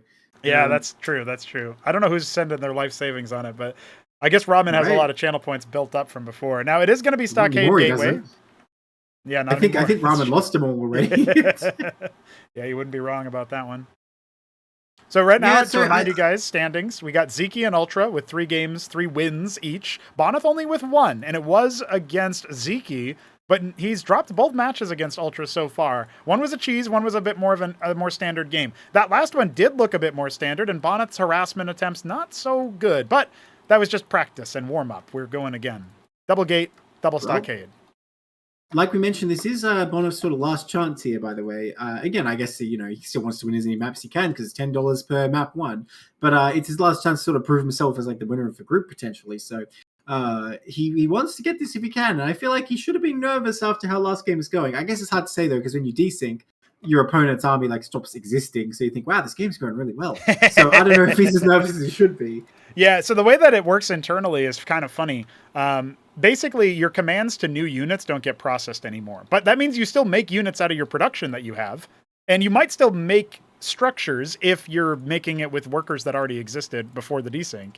So that stuff is all true. But then your commands to those new structures don't get processed. And of course, your army commands don't. But if you ever find yourself in what you suspect to be a desynced game, you can set your rallies into the enemy base. And then your units will still move there and try to kill them. So I guess that still works. This treasury is much faster. Yep. Before. I think, you know, he's trying to be a bit greedy here, and it's probably going to pay off. Well, I don't know. It's 2-gate Dracodon. This is actually kind of scary. Even though he's got the anchor coming, he's not going to have Talus for the faster repair. That's one thing that's been saving him a lot, is the fact that he's got those Taluses on standby. It's going to be a long time before he gets those. So let's see if the Dracodons can do something. Well, also, if you invest in the Hierophants, right, they're better at just sort of being present on the map because it's hard to catch. But when it comes to a fight, the Dracodons sort of are better, especially hitting this anchor. The Cyprians are on the way, though, and I don't know, 2 Cyprians in the anchor, you're going to need more than just 2 Dracodons, but he is doubling down on making more. Oh, man, this could be a very quick sort of regame here. Yeah, this looks like a little bit more of an aggressive style from Bonyth. I don't think he's necessarily all in, but let's see. The Cyprians are in. He's got more Mavericks coming. I think he's actually just fine right about now, but the question is, what is Bonyth's follow-up? If he goes for an expansion, which his scribe does move all the way back to the natural 4, and it kind of lines up with the money that he's got, that would be one thing. But if we see him go... Yeah, it's going to be Nexus. I was going to say, if we see him go for, like, Ardent Embassy off of the back of this, I could actually see him dropping right on there. I was trying to tell him in chat, like, you know, make the artisans, but alas, I don't think he's listening. I do think he's making a mistake not pressuring this anchor, though. I don't think he's aware of how good shield regen is, maybe. Because you can definitely just keep attacking this anchor until there's more stuff here. It looks like he's going to go for a bit of a poke here. Let's see. Yeah, he's going to try it. I think it makes sense to do. I mean, the Draconans are going to block the shots as well, and as long as the Mavericks are loose, kind of easy for the Draconans to get some damage out. One Mason comes out. He's got to pull away as the stim comes out. He has to respect the damage, but he's doing good damage to that anchor. It's going to take a while for that one Mason to do anything, and now the stim's going to run out pretty soon. Hold on. Yeah, that's a dead Huracan. He's going to get one of them. Another one, too, tagged by the Hierophant. The cliff advantage, they're really helping out. Now, 2 Talus will help out with the repairs. And there's no more units moving across the map, so I think he's still safe. He could have microed that better, because he's just microing everything as one unit, when really pulling back individual units is extremely strong with his shield regen. But still, he gets good value there, only loses some HP, doesn't lose any units yet, so he's putting the pressure on, but he's missing his window here. There's no Covenant yet, though. So the longer that Ultra's just making Mavericks, then there's a chance. Ecclesia's not going to be the most helpful unit here, I will say that. Yep. Maybe versus the Huracan, but very limited application. Well, they'll give you that speed boost, because they sure are about to die. Yeah. Well, he's not pulling the Talos just yet. He's pulling Masons instead. Might not know that the Talos repairs faster. Really need to set up a proper arc, because he's just coming in a blob, right? And the Cyprian's sort of getting some extra damage that way, and it's harder to retreat. If you had a proper arc, you could do a lot. The second anchor coming up, I think UltrA appreciates the danger he's in, and the Covenant is on the way. I feel like Bonyth's window to do anything is closed here, and so UltrA, in effect, has gotten away with this fast treasury. Not that he's that ahead, because obviously Bonyth has his Nexus, but I mean, UltrA's sort of safe to do whatever he planned to do here. An Embassy on the way with that Ardent, looks like some of these same olds. Yeah. Yep. So thinking of busting the front without a Cantor, maybe? It could be a thing. I mean, the other thing you can do, obviously, is force the supportive Mavericks, which are actually heckling Bonyth's forces quite a bit, to peel off and try to deal with the drop, if you're trying to maybe piece them together. Because the Draconans alone, even with some Mason repairs, they can deal it. They can do the damage. They've got the range as well to heckle the Taluses in the way that the Hierophants earlier did not. And he's got a good Draconan count as well. Plus, UltrA's going to go for drops, as well as a hidden base. So up to his usual antics, Starpad on the way. He's actually recalling the army, though. I don't know if I like that as much. You got to be careful, right? Because you don't want to be looking away and then suddenly like a stim takes you out. But yeah, it probably is strong enough, especially with all these Dracs, that you want to like just be in the Terran's face. I do agree. And look, here's the thing. I feel like he should know by now. All these treasuries are being made around the map, but he really is not positioning units for them. I mean, I'm kind of disappointed that both him and Sziky, I mean, Sziky obviously did better against it, but still, are really not like on the ball of that, just like putting units everywhere to watch for this, because a single Draconan easily shuts down any of these. Because Talus can't fight, even there's like 20 Talus there. Yep. So he's kind of let UltrA get away with it again. And I think UltrA's going to get a pretty decisive lead from this if nothing else changes, if anything else different from last game. Fast third base on the way here for Bonyth. That's one thing that you can say about him. And of course, yeah, the Terran is starting to add those satellite bases with these flying workers, but that's a strategy that takes a while to actually pay out its dividends. And now there's an Acantor in the Envoy. Draconan stack has been continuously made. Gateways are starting to run silent as the prostration stage does take up a good amount of the resources. And a second Envoy Acantor combo. I think that's the timing that he's going to move out in. He knows that he was able to deal with the Eidolons a lot easier with the Huracans out of the way. We'll see if the same is true this time around. He's starting to work on those monuments early. Thank God they're killing them this time. They realized, like, wait a minute. I don't have to just let that live there. That's right. So that's a relief. Well, obviously UltrA is going to leave them up. He's going to go straight into Eidolons this time. No Savants. I mean, they did well in the defense before. I feel like they did what they needed to do to keep them alive. But the Eidolons let you actually move around and take control on the map. And you've got to build up to that critical mass as soon as you can. Indeed, indeed. Well, we have the pretty good number of Huracans, although they're not in a good spot to actually move out of the base. And the turret ring is established, although he does need something over here to provide vision. That's actually one of the reasons why I think this 8 o'clock position here, right above UltrA's main, is actually a really good spot for Talus expansions, because they give you the vision over the cliff if there's going to be a drop. Oh, UltrA was just making an Ogun, by the way, but I think he canceled it. Sad. There's a new unit that we've added here that only builds. It does not harvest, so I don't think he's going to be making like to see that. I like the pylon at 6 for Bonyth, and he is in a position of power here. Let's see if we can do something. You know, I don't think he can on flat ground. Look how many Eidolons there are. As long as they get in position. Well, they're not in position right now. I guess if the army fights in 2 halves, it's looking pretty good for Bonyth. He needs to pick up that Akantor, but the attack speed boost is going to be devastating. Everything but the Eidolons gets taken out, but the Eidolons are the key unit here. They take a bit of damage from Akantors. Only 1 Akantor left. Unfortunately, he did lose 1. So it's in the I don't know. envoy. Like okay, he got it out. That was scary. Ooh. I feel like it's a little bit wasteful of Bonyth to trade those gateway units for the sort of stockade trash when you really need to be hitting the Eidolons no matter what, right? Now, UltrA did screw up there with the Eidolons not engaged, but the critical issue is still not being addressed here, that UltrA is just wherever he wants to be, mining on the map, and Bonyth hasn't tweaked to the fact that he's just going to fly out Tellus and take those bases. A lot more gateways finishing up, though. Might be considering adding some more melee chaff or maybe more Dracodons, let the pariahs do the thing. 12 o'clock establishing, top left starting to get set up. Yeah, Bonyth has a lot of workers in the queue at the 3 o'clock position, but not a lot of workers actually mining. So UltrA once again has the economic advantage, particularly in the Vespene department, which is allowing him to afford so many of these premium units here, the Eidolons. At a critical mass, they get ridiculously hard to clear. Bonyth. Yeah, well, I guess that's why he needs that Star Sovereign, right? Yeah. Do it all in one go. Not banking up the gas yet this time, by the way. More Cantors and Envoys being made, which I was saying I do favor, so we'll see if he goes with that. Well, you know, UltrA surprisingly few workers for a man of this many treasuries, I gotta say. I mean, look how undersaturated he is at the natural. This is kind of sad. Yep. I think a lot of that is just due to the fact that he was constantly having to shuffle them for repairs and maybe just kind of lost it. He ended up, Bonyth checks 9 o'clock. The Witness going to canvass the area. Scribe's moving out as well. Looks like he'll actually find those extra bases. Finally realizes that he's being had, although he needs to be careful about leaving these envoys here. I guess it was because of desync that it happened last time, but I don't want to see those Cantors go down for free. Nope. Which I'm sort of worried is what's going to happen here. Single Scribe comes up. He's not even going to send a Drac. He's just going to start building stuff there. The Cantors drop down, but they're not firing at the right angle. They are going to get picked off. He's not careful. Picks up 1. Okay, he does pull it back. He needs to be careful. This is not where he wants to engage. Pariah going down in a scream of not quite glory. 2 Dracodons echoing top left, but that can be held just by repairs, honestly, for a time. Yeah, well, it's still not money you want to lose, though. But well, if he doesn't keep map control, and look, his army's getting splattered right now. There's so many Eidolons here. I don't think he can really do anything about this. No, he's getting shellacked. And I think he was trying to maybe use the envoys to reveal the Eidolons, because when you get close enough, you do decloak them. But the Akantor is not actually in the fight. Oh, man, that's a lot of dead Protoss, and the Akantor is dead to rights as well. Does he have anything at home? The answer is no. Bonyth mostly just has units. Oh, one of his pariahs is stuck by the prostration stage and the gateways. That's critical. Well, I gotta say, would 1 pariah make a difference here right now? Look how many Eidolons are bearing down on him. He's in big trouble. Can't believe it. Well, that Akantor's gonna do something. Well, yeah, a couple of shots. Did something.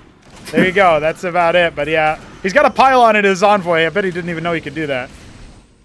Okay, by the way, the top left, all the Talos got taken out there, but unfortunately, he's trading an expansion for his main. Correct, and the Ardent Authority, so no more Akantors will be popped out. He hasn't actually, I don't know, he hasn't airlifted the stuff over there either, so I wonder what's going on now. Bonyth has a lot of money, but not a lot of ways to spend it. There goes the Ardent, 9 o'clock or 3 o'clock going to be denied. A lot of idle workers there as well. Well, he does this base at 3, but even if he holds here, which, again, UltrA being kind of timid. I feel like this has happened before where, like, he could probably bust the Protoss main ramp, but he just thinks, nah, I'm just going to go home. Which I feel like he doesn't need to do. I mean, there's no monument in here right now, but suppose there was. This could be like a game-losing mistake, especially since he's still losing his mining in the corner. He's got so many units, though. Surely he just decides to bear down on him. We have an Ardent Authority being remorphed. Envoy still has that pylon in it, which is funny. And top left is evacuated. UltrA will start saturating the sort of 11 o'clock area, and 12 o'clock is pretty well saturated as well. It's actually, he combined bases and made it more efficient somehow. All right, here we go. Anseal with the cliff vision. The pariah taking shots after being waylaid by the pylon. Yeah, soaks up some damage. So yeah, the Eidolon count is out of control, dude. He's got 30 of them. Oh my God, dude. And the Hurakan count is not too far behind it either. This will not be a hold. Bonyth cannot get up and running again. Maybe if he had a Cantors, he could have cleared the front line, but I don't know what he would have done about the back. And there goes one of the prostration stages as well. That's how much damage wasn't being put onto the army. Bonyth has nothing left. Yeah. This This is pretty devastating. I mean, once there's that many in one place, there's no way to engage unless you're just like totally crushing, right? Like either you win or you're just absolutely destroyed. And he's getting absolutely destroyed right now. His base is going to disappear. He's not even going to see their attackers. Yeah, this is pretty hard. Pretty hard for Bonyth. He's giving up. Trying to figure things out, but he doesn't have a pylon there. Unbelievably. He is definitely... he's trying to make another one. He's learning by... trial by fire here for Bonyth right about now. I think that's a safe. Well, we always knew it was going to be this way, right? It was like, well, let's get in a bunch of the top foreigners who honestly don't know what they're doing and see how they do. And then so far, that's what's happening. GG. GG. We will not have Bonyth win the majority of matches today. UltrA secures the majority again and sets up a rematch against Sziky. Well played. Was in the lead in that last match as well, but he ends up taking it.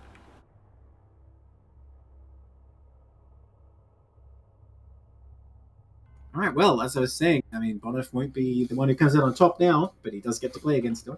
Well, hang on, how many games is that? Yes, there will be one more with Bonyth, yes? Yep, that's no matter right. Who wins the At next least one more, yeah. So, yeah, we've just finished, what was that, game 8. We've got 3 more to go here to make it to 11.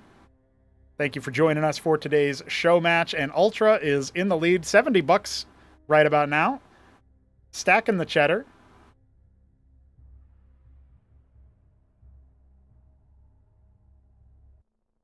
You know what's really funny about some of these matches here is yeah.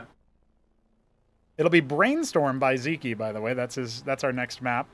So that's a cheeky choice.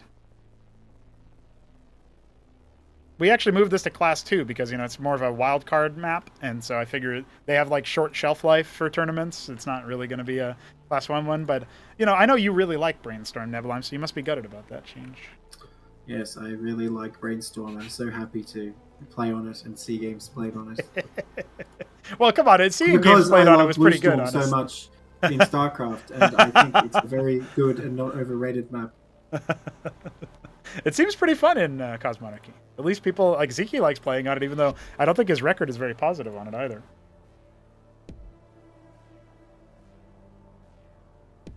All right, let's see what happens. Sziky versus UltrA going next. And that means that UltrA is going to continue defending. He's been able to defeat Sziky, then Bonyth. He's got his 2 games in a row. Is he going to get to 3? All right, well, this is really the matchup we want to see now, right? Can Sziky bring it back? Don't gamble, kids, but good lord. 10k Tavilius again, by the way. Here's the gaming master. How much does he even have now? It's probably an outrageous amount. Tell us your balance in chat. UltrA in the top right of Brainstorm defending. He is the Teal Terran. Bottom left, Sziky. Zinwaldite, Brown, Zerg. Challenging. Attacking. And we'll see what happens here. Gamba is up.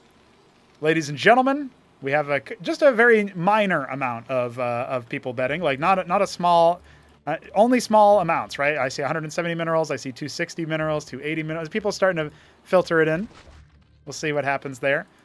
Sziky going to go for that pool start as per usual here.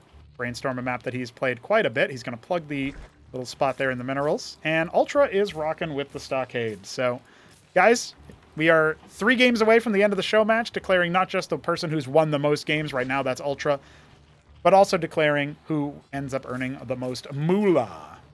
Do appreciate everybody supporting in the chat. That'll be the real winner. Yeah, the cheddar.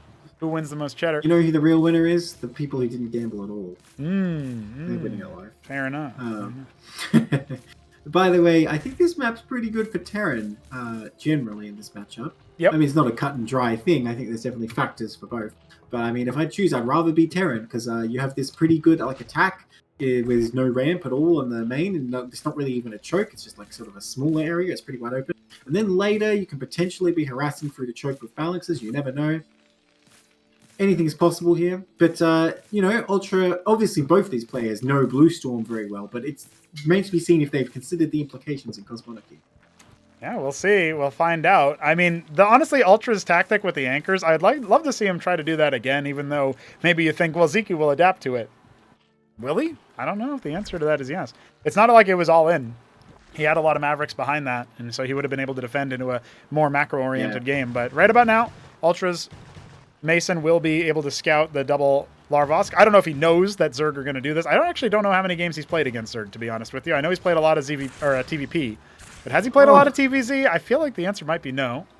In fact, we don't actually have a South American Zerg player, and a lot of the South American players in our chat, in our community, Terran and Protoss, they were helping him prep, but I don't know how many of them play Zerg, even as an off race. So I feel like it would it's hard for him to find that kind of practice. So far, he's been doing pretty well. My God, I can't believe that Zeph survived. Perfect reaction time for Sziky, pulls that back.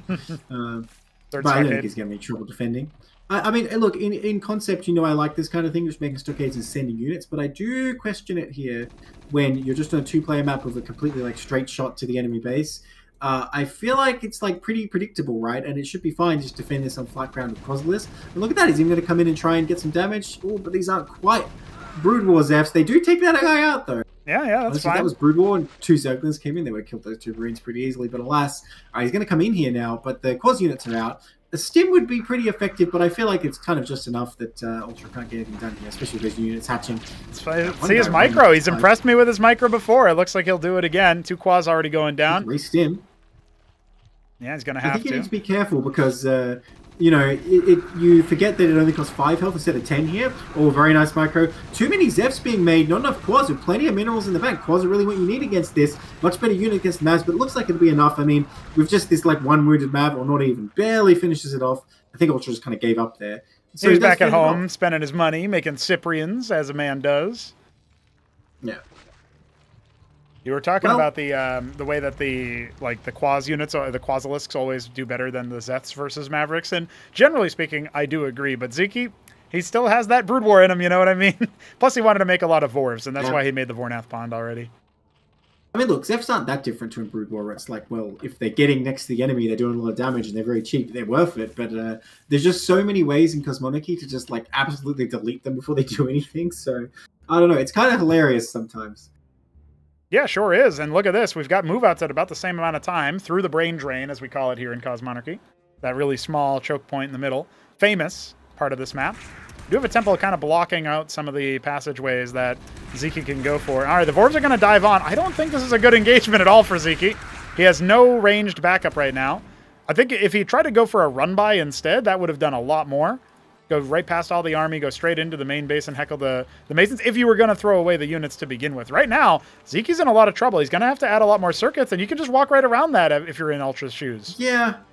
Honestly, I'm kind of shocked that Sziky would do this, because it seems kind of obvious that these circuits are kind of a dead loss. I mean, okay, it's going to be awkward to get in there, but I don't think it's really going to be enough, unless Ultra feels like he doesn't have time to inch his way around and has to attack directly, but I would be surprised. Look, he's just going to go south. It's all right, you build that over there, I'm going to go over here. And, again, I'm kind of surprised to see Sziky doing this, because I sort of classify this as a rookie mistake, you know what I mean? Kind of a weird game sense move. Let's see. One of the circuits is actually up. Oh, man. Within range. If he gets something. the choke. Oh, no. Yeah, he's going to try to engage onto him, but what can you really do here? Oh, the Cyprian's shredding everything. We've got more Zets where that came from, but the static defense is not in range. He'll go after the Cyprians. He should be able to pick a couple of them. Ultra really just kind of schooling him right now. It was the Vornath instead of the Shroud, and I think we can all see right now it should have been the Shroud. There's no unit here that Sziky can even make. The Huracan's bodyguarding so that the hatch takes damage. My God, man. He still picks most of the Cyprians, but... Dude, if all of those were Quas, well, not all of them. Sure, keep the Vors are okay. But if all those Zefs were Quas, I think it looks pretty different. I don't know. Oh, man, the Drolleth are coming back into their defs. Well, he needs to mine something. He has no money. He can't use the Shroud that he just made. Oh, cancel those Quas and make it look as... It doesn't matter, though. I think the damage has been done. Oh, look, he's blocking the Cyprian. The Hurricanes could do something, man. Oh, my God. Yeah, they sure could. Oh, wow. All right. Oh, get the Drolleth. Get the Drolleth. There's still time. Oh my God! Activate the Hurricanes. They don't need to stand there. Their feet aren't glued to the ground. The Quas are dying! Oh, they got the Cyprian, but that's it. Oh, no, sorry. The floor is not lava. The floor is glue. Why does he have to stay there? Meanwhile, all the Ultra... Why did he run in range? No, that Quas walked right up to him. Look, he was giving him a statue look, like, you can't see me if I don't move. Yeah, but then he had to, flex his flamethrowers. You know how they do. Yeah. A lot of Mavericks moving back across. Don't worry, guys. Not a single lake is in sight. He's held. He's fine. Don't worry about this army coming across. This is rough. The second wave.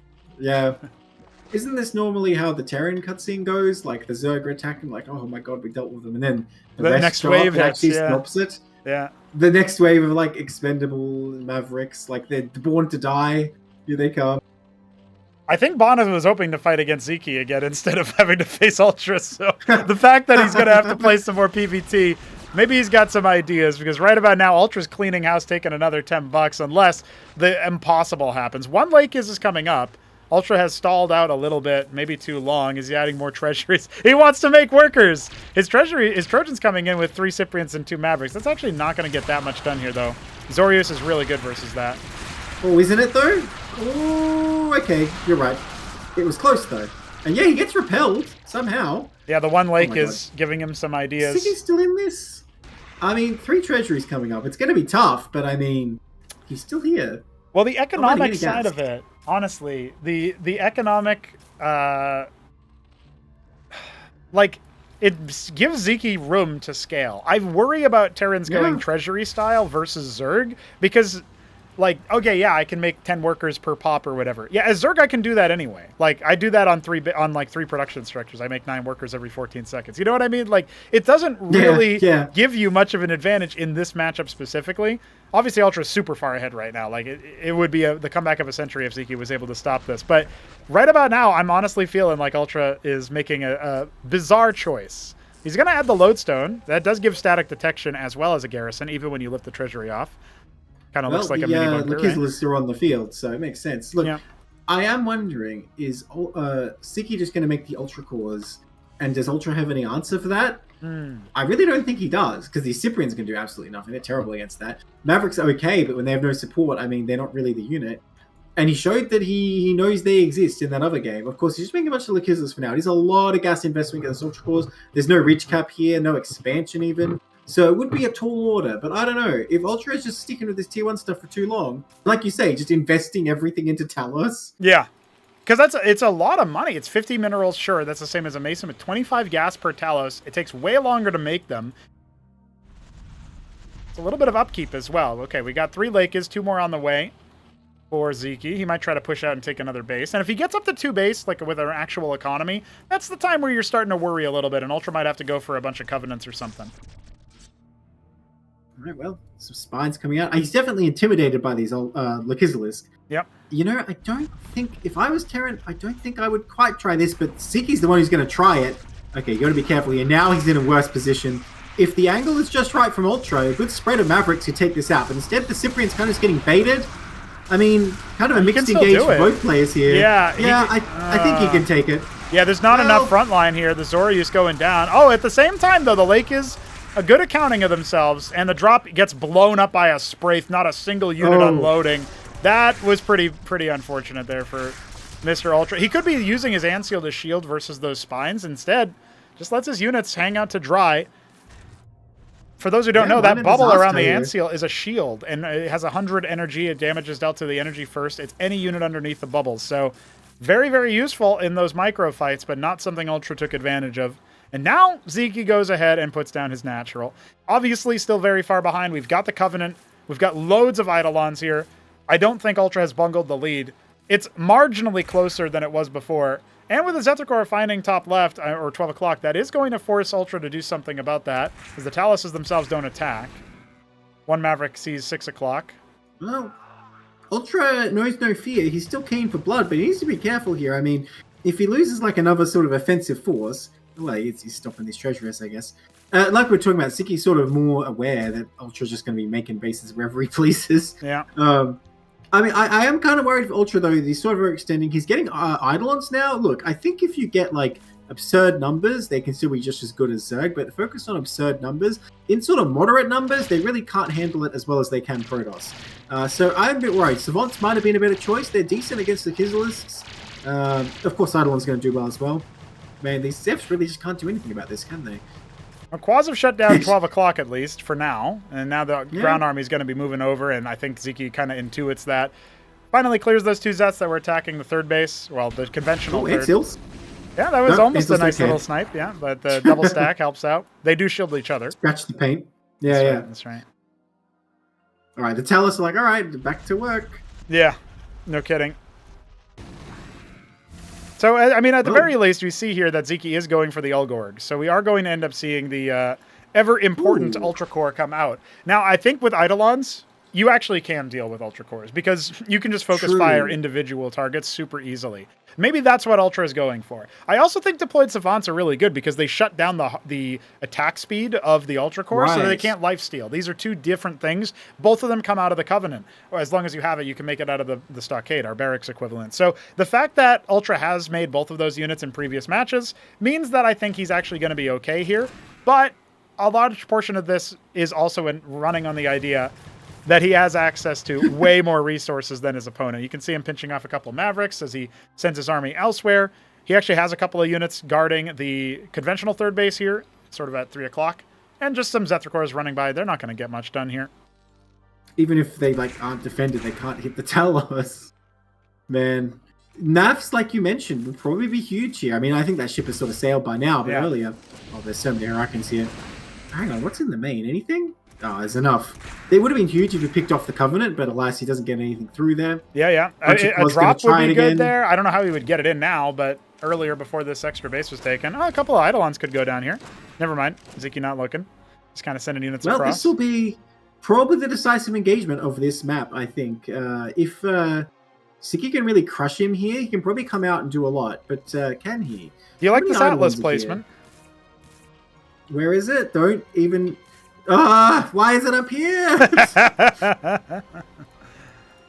Alright, Ultra's thinking about it. He's thinking about it. A draw left, like, is this a good time to expand? No. Well, he's got an Ultra Core out, first one. And the Lake is just shredding the Hurricanes right now. He does have to fall back to the Ram. But he's still applying a lot of pressure. It's not like Sziky can move out. Yeah, you don't want to send those Hurricanes into that. Oh my god, the Treasury's, it seems like... the Treasury's blocking Ultra.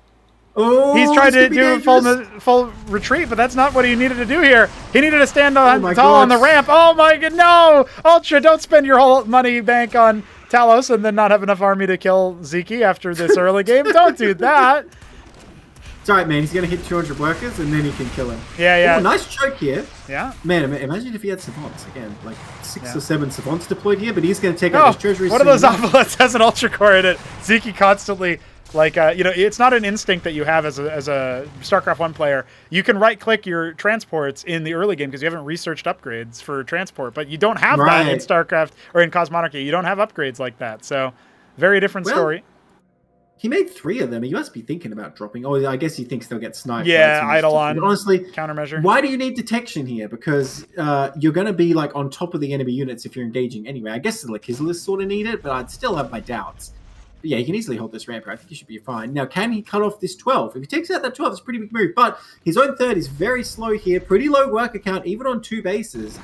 A lot of Zor used to be main. I feel like it's not a very good unit. Oh, the Lake is... That's actually going to cut down some of the army and slow them out because the Ultra Cores are actually clearing these anchors despite opportunities to repair, Ultra not taking them.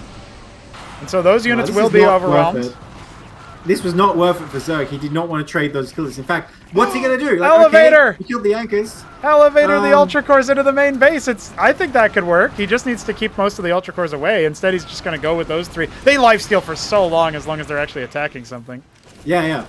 And look, he gets in. I mean, this is like annoying, but I don't think it's going to do anything decisive. I wish I shared your enthusiasm for this move, but I really feel like Sziky's just throwing his army away. Oh, you could be right about that. He's not really set up to do much of a counter attack right now.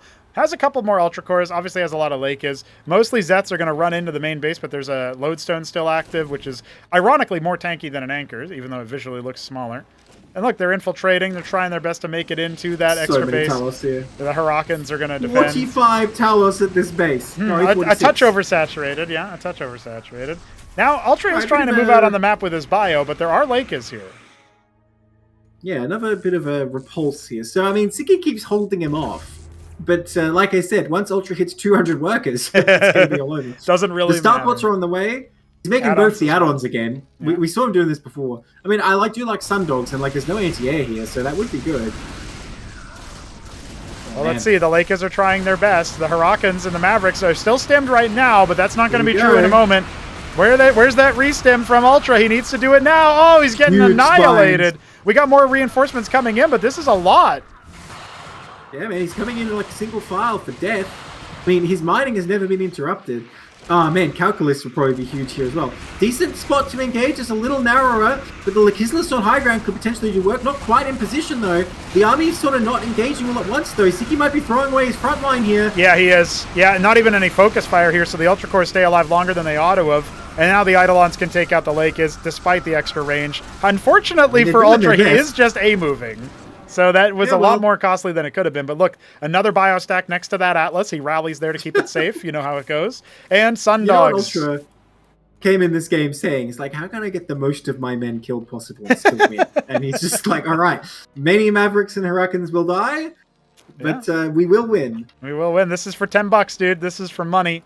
Let's see if he can make it happen. He's willing to sacrifice 7,000 Terran life for $10. $10, that's right. Oh man, that temple! Please just kill the temple, man. Look at it; it's so weak. You've got Hurricanes. Oh, one Ultra Core. He's trying.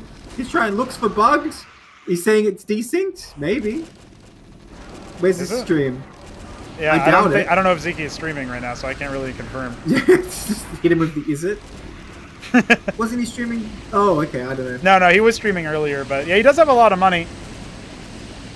Oh, yeah. Look where his camera is. Maybe. I don't know. I'm here, XD. Yeah, Ultra's raking havoc, dude. Well, we can't tell without his stream, I suppose. Yeah, I can't. So there's no way to know. Are you streaming, Sziky? Let's ask him. Let's see if he is, because then I can check. But I don't know. I mean, it didn't look. I guess he is now. Because right about now, it looks like Ultra beat you for us. Like it was pretty like one-sided. You know what I mean? Yeah. I do agree with that. I think from the start, I mean, Ultra's kind of been throwing for a while, but I still think he probably would have overwhelmed. It seems like. All right, that's gonna do it. GG is called because Sziky did indeed end up dropping there. We'll unpause the game so that we get the victory there. Ultra is indeed going to be given that one.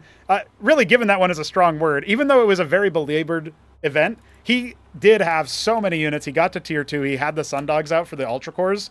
And also, there's no anti-air there for Sziky, if you think about it. He had, did he even have any anti-air units, actually, in Nephilim? I saw Ultras, Lakis. Not units, that was it. Yeah, he had a couple sprays, but that would have melted immediately. So, even though it feels not as satisfying as it normally would be, we're going to go ahead and say that one was beyond all doubt. There's no doubt. He had the advantage the whole game, Ultra did. It just was quite wasteful. But I think in the end, he would have sent enough Mavericks to their death, you know, and Sziky would get sick of killing them all and have to surrender.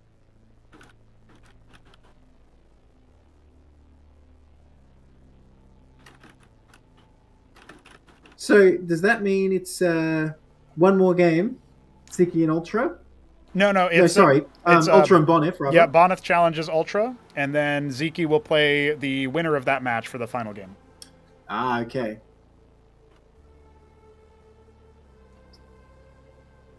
Let me double check that we didn't miss any maps here. Oh yeah, Decapitation is not there anymore. Yeah, in chat pointing out like Ultra is locked in for having the most wins now.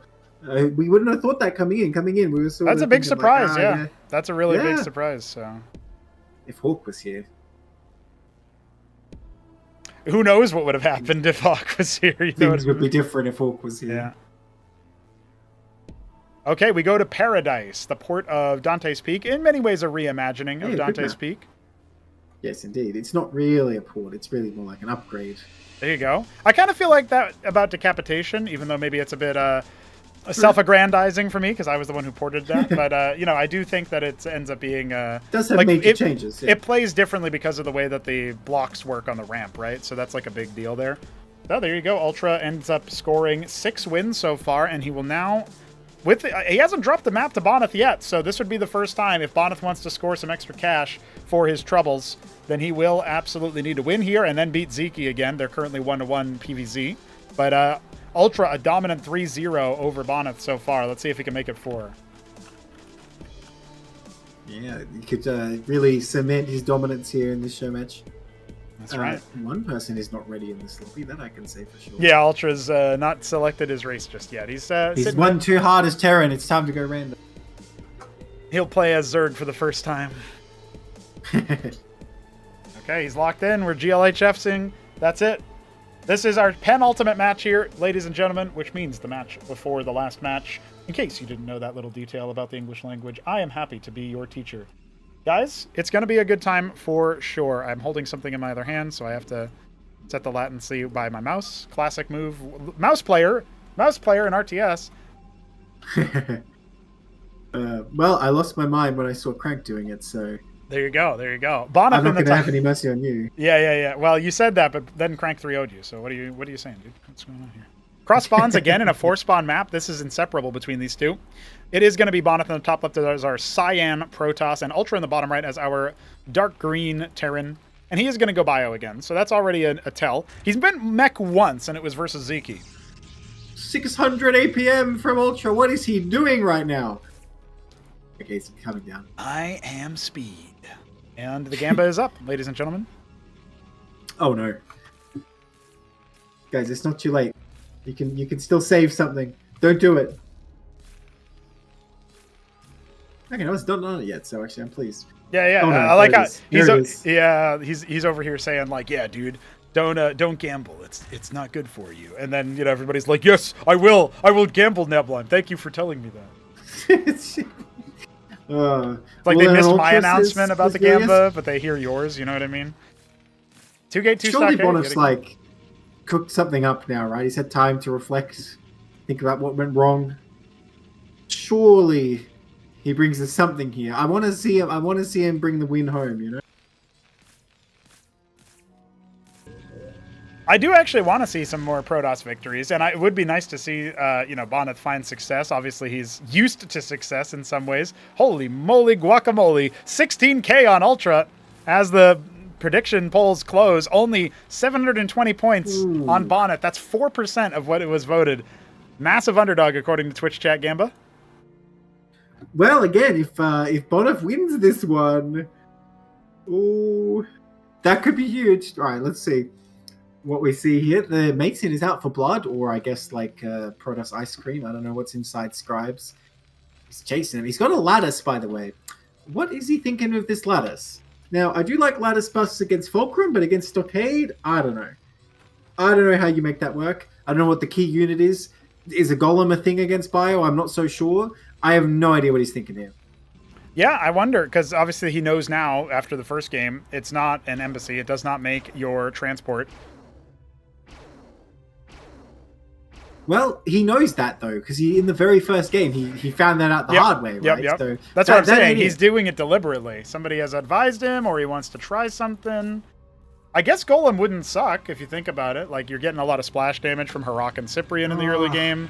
But in the early stages of the game, I don't go for it. So let's see. It's Drakon Vassal. Is he going to try to pop his own Vassal to speed boost? That's been my dream for so long, dude. Only Hepsea has ever done it.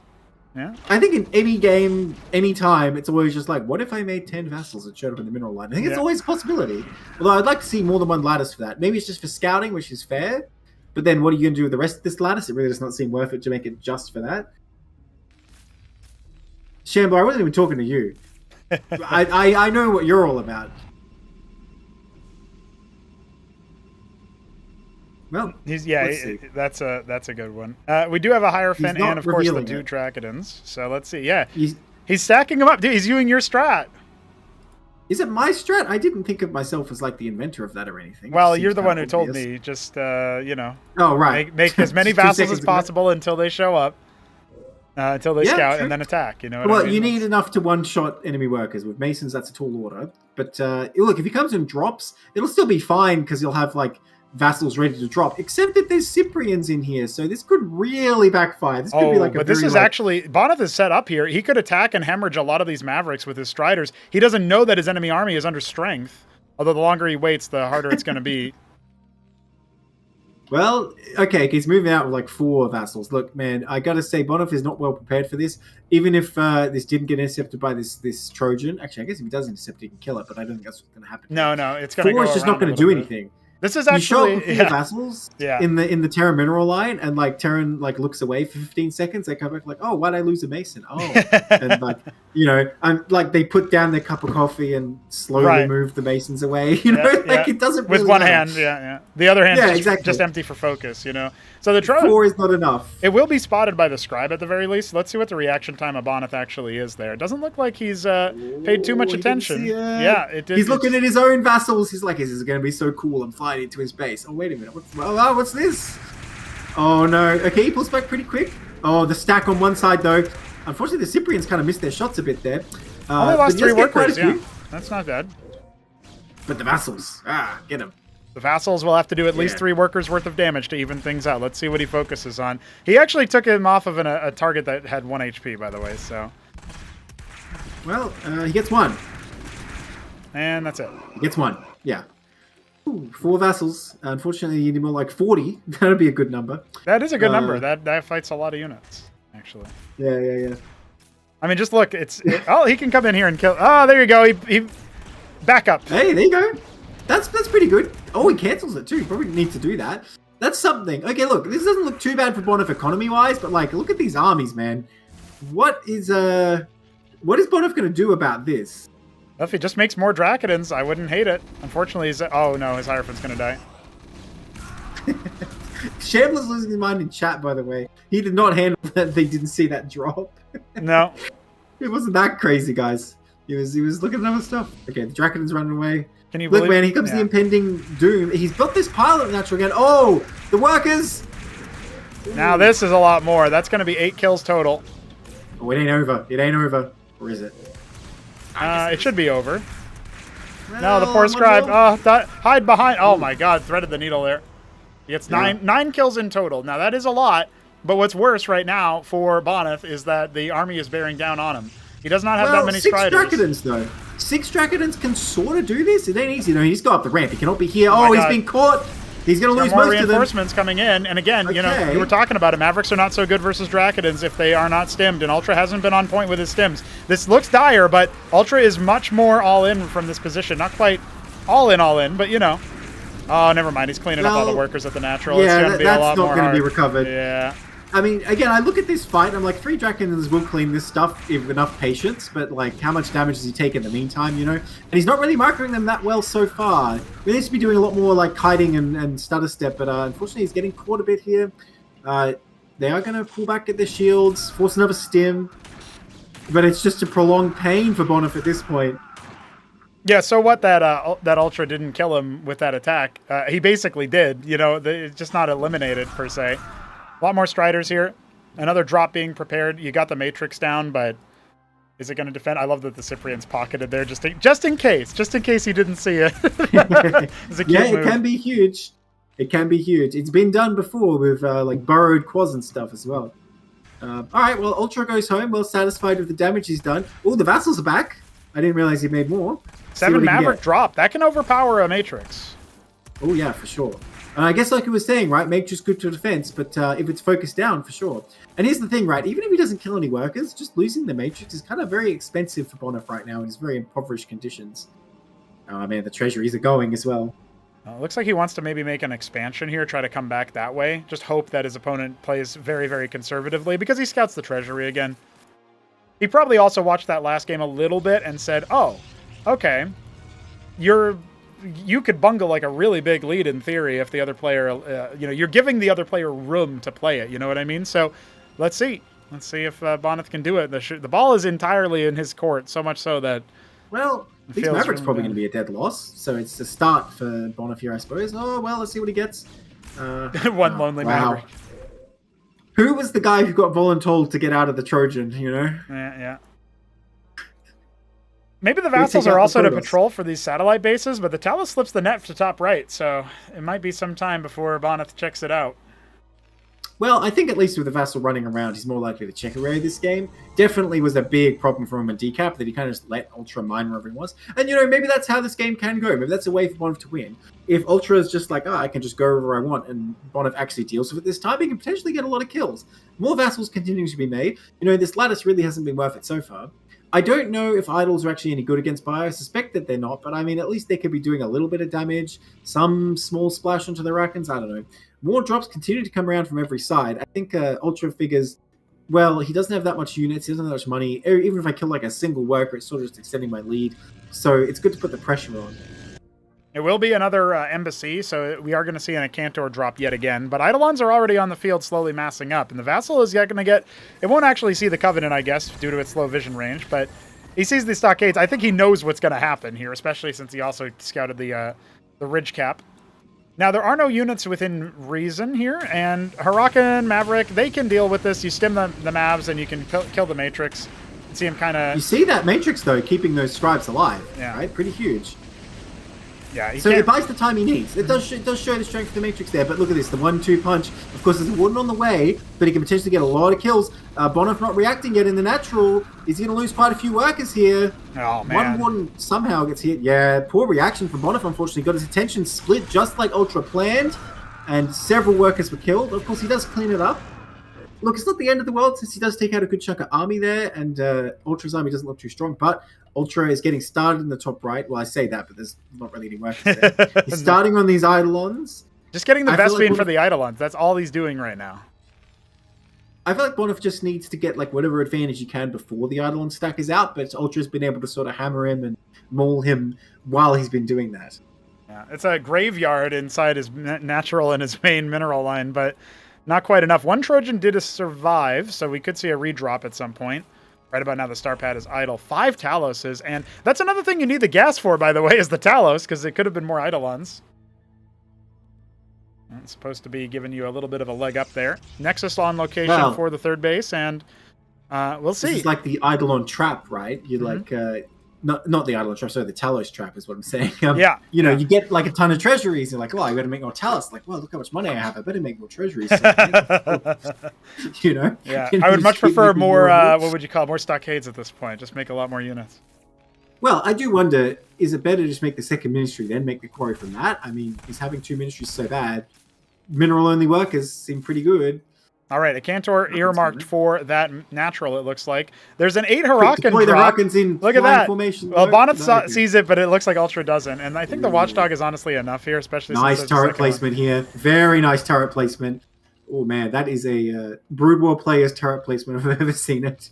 Yeah, they actually have more vision range, or more attack range than in StarCraft 1, believe it or not. So, very strong. I fucking believe it. You know, I've experienced that. Same for with the my goddamn vassals. Yeah. Yeah. Oh, yeah. No, you don't have to tell me about that one either.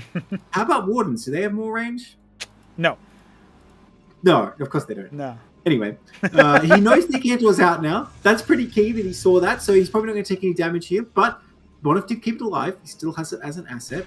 Oh, the one vassal spotting for the Trojan. Oh, it's actually, you know, Bonyth still hasn't noticed. I mean, he did see it on the minimap. He didn't put his screen over there, right? So it's too late for that. It's too late for that. Oh, he needs to remake that earlier. Oh, he's coming in hot. Well, he does pull back, though. It's 2. Oh, but look at this. 4 Striders, 5 Striders going down over there in the bottom left there. Oh. Mid left, rather. And that is going to be, like, the Cantor's kind of just lost right now. The Huracan's going to be ferried on over. That Trojan, it doesn't matter if it goes down, according to UltrA. He's just here to kill workers. And he's doing so incidentally as he wipes all the Wardens. Now the third base in jeopardy here as soon as UltrA notices it's there. Oh, maybe he doesn't even care. He does not care. Yeah, this is it, man. The Eidolon. Where's that transport? Oh, it went to 6 o'clock. It can't do anything over there. All right, who bet on Bonyth? Who in chat bet on Bonyth? Shambler. Shambler? What were you thinking? What were you thinking? No chance. UltrA's just going to do the same thing and crush him again. Very nice use of just like constant, like, I wouldn't even say pressure, more like just constant blows. Just like, oh, I'm attacking you here, I'm attacking you there. Wore him down, and now there's nothing really Bonyth can do.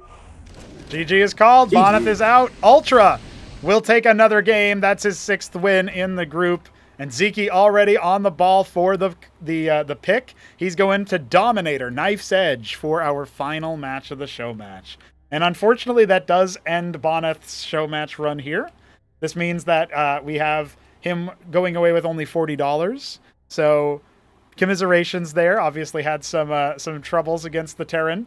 did look really good against Sziky. That one win that he got, I think, was well-deserved and showed maybe some Protoss is what they might be able to do going forward in the matchup. But we are about to get ready for our final game, and that is going to be a banger. UltrA is on the precipice of getting $100 out of this. He's at $90 right now based on his winnings.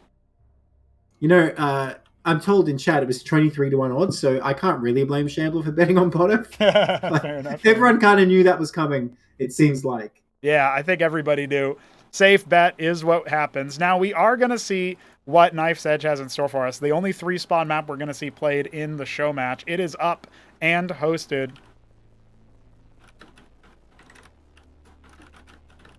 Well, I suppose one benefit of this is we've got to see all the Brood War ports, but next time we just make them play on the Cosmonarchy maps. I think they can handle it. Once they're inculcated, once they're properly set up, yeah. That's right. Because we have so many great maps, you know, and it's not to say that a good job wasn't done on these ports, but we're just exposing ourselves to fundamental limitations by saying, like, well, okay, we have to stick with this Brood War layout, you know? Yeah, it's just what they're used to. I feel like that's a nice little halfway through, you know what I'm saying?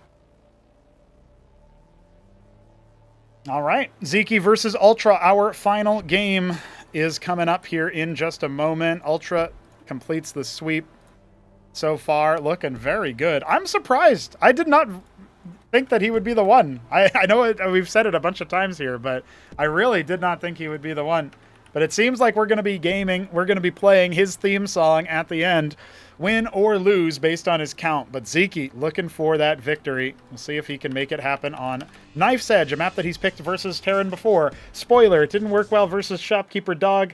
But I don't think UltrA's going to go Wraith. I think he's already got his style pretty much well set and figured out. Gamba is up for the one final time. It is Sziky at the 3 o'clock position, challenging. He is our Tyrian Purple Zerg. UltrA defending is our Glacial. Oh, it was Alice Blue. I was wrong both ways. Alice Blue Terran, and he'll be going bio. Well, it's not exactly Gladiator, but it could be if you imagine, if you squint. Yeah, Dominator instead, you know? That's the new version with only 3 spawns. Seems to be a lot better than the 4-spawn version, honestly. I mean, I think it still has its issues for my money, but it definitely is not as squished. It was a big problem with Gladiator, was the mains were too small. But anyway, those are Brood War concerns. Here in Cosmonarchy, everyone's like, no, I'm going to build my tier 2 at my 3rd for no reason. So we don't worry about base size. No, just fine, just fine. Honestly, no race needs as much base size as they do with Brood War. Well, I guess part of that is due to the fact that you have no supply, so you don't have to worry about making depots or whatever. But I do think that later on in the game, you know, Protoss regularly have units stuck. It even happened to Bonyth, right? Which I don't fault him for. That's something that you have to get used to by playing the game. And he was only playing single player so far, right? Before this, it still shocks me how good he played considering those. I know that's insane to me. Yeah. I mean, I guess that's just how good he is at StarCraft, right? Yeah. Because like I say, the first time I played, I was more like, just like, you know, like, oh, damn, what does this unit do? I make like one of it and like look at it and like, interesting. And then I realized, like, you know, I've got like 2,000 minerals, like, because I'm not thinking about what I'm doing. So yeah, he did play insanely well, quite frankly. And that win he had was really solid as well. Yep. Coming out here. Honestly, Double Lava's coming up. He looked like a real seasoned Cosmonarchy player on Demoloon, so the fact that he wasn't able to get it over the line versus UltrA is unfortunate. I respect UltrA, the play that he did on Rhomboid, where it was just very much like a sort of cheesy play, right? It's a bit gambly if it had been dealt with. But remember, Bonyth only had a 3rd gate and an Ardent. It was just on the other side of the map at that point, right? So a little bit rough there, because they were both doing something kind of cheeky. What could have been? Yeah, what could have been? But UltrA is rocking out with 3 stockades. His 3rd one just about to finish. Sziky going straight for Zorkis. He's actually abandoning the fast Lyrilisk dream for now. He wants to stabilize with Lakis first, and it will take a little bit of effort to do so on this map. You got to get your natural down, and of course the Lakis around this little spot. And we have seen UltrA move out early on. Indeed, he will do so this time around. No Cyprians, though. Just Mavericks, so you won't have any extra, damage penetrating so. And we have a weird staggered circuit set up, which is interesting. I wonder if that's like anti-Huracan or something. Maybe anti-run-by. Never again. Mm-hmm. I got harassed once. It's not happening again. I'm going to block you with these double circuit, right? Pretty crazy. If you think about it, it is like subtly better against run-bys, I guess. I don't know. Mm-hmm. There's no real reason for it, I don't think. First Ooh, one is he's revealed. doing the same thing. Wait a minute. Never again means actually yes again. It's happening. He's going to do the same thing. It's happening. Is it going to work this time? He's going to have a Lakislisk in just a minute, 2 Lakislisk, but of course, if you sort of get the position on them, you can still make it happen. Yeah, I mean, when you scout the static defense, your first thought is, well, what I'm doing right about now with the anchor, double anchor, is going to be worth it. It's going to be pretty good at it. Unfortunately, I don't know if the answer for that is actually going to be yes. He's going to start airlifting, see if he can elevate her. Is the second one really worth it here? I don't know about that. Let's find out. Well, imagine if you made a Cestus. That'd be pretty spicy. Oh, he's catching And some look of at the this. reinforcements with the Zats. The Lakers are Okay, done. that's pretty good. He's seen it. He's seen it. He heard the noises or Ooh, something. He needs to get back. Yeah, okay, it's 2 Cyprian hopes he's going to be okay. But yeah, if the Lakislisk out, these Mavericks are just a dead loss, I think. I mean, he'll do his best to get something. Ooh, nice dodge. Zet's still Playing, clearing up reinforcements along the way, by the way, so still working out for him. That one Zoryu's He's playing not quite Special dead Forces yet. right now, dodging those Lakislisk spines. Yeah, Not no even kidding. Special Forces. Impossible is what he's playing. Yeah, yeah. Well, he's Okay. trying to load up the anchors, but he can't quite land them. Wait a minute. He can just fly on over here. Hang on a minute. Well, I don't know if but he can Sziky block knows it. you can block it by standing a unit underneath, but it doesn't seem to matter too much. The worker's being targeted. I don't know if Sziky knows that that's happening. Instead, he forces the lift. Yeah, you can tell Ultra's trying to make this happen. The Zet's on the other side, by the way, keeping the army at home. So reinforcements are not coming. Look at this situation. This is so ridiculous. He's Honestly, just I wish you following. would bring the second one. Oh, Yeah. he's landing again. Some of these draw left's injured. He might kill some this time. Ooh, nice pullback. No, 2 go down. 2 go down. Okay, not bad, not bad. It's something. Oh, he's going to try and focus one. He might get it. Yeah. Yes, it he does. does. I don't know what he thinks he's landing for over here, though. Oh, he blocked himself in with that shroud, so he can't quite surround, unfortunately. Ooh. I mean, does he know he can unload like a dropship? He should do that. Oh, well. Back he goes. Imagine that. You just come over and you, like, unload behind the minerals. Yeah, if only you could actually put the anchor to seal the minerals, the totally tight so the melee can't get there. The Lakers would have finished it off anyway, but... Oh, still, at this point, we got a treasury going down. UltrA refuses to make a ministry, dude. It's so funny to me.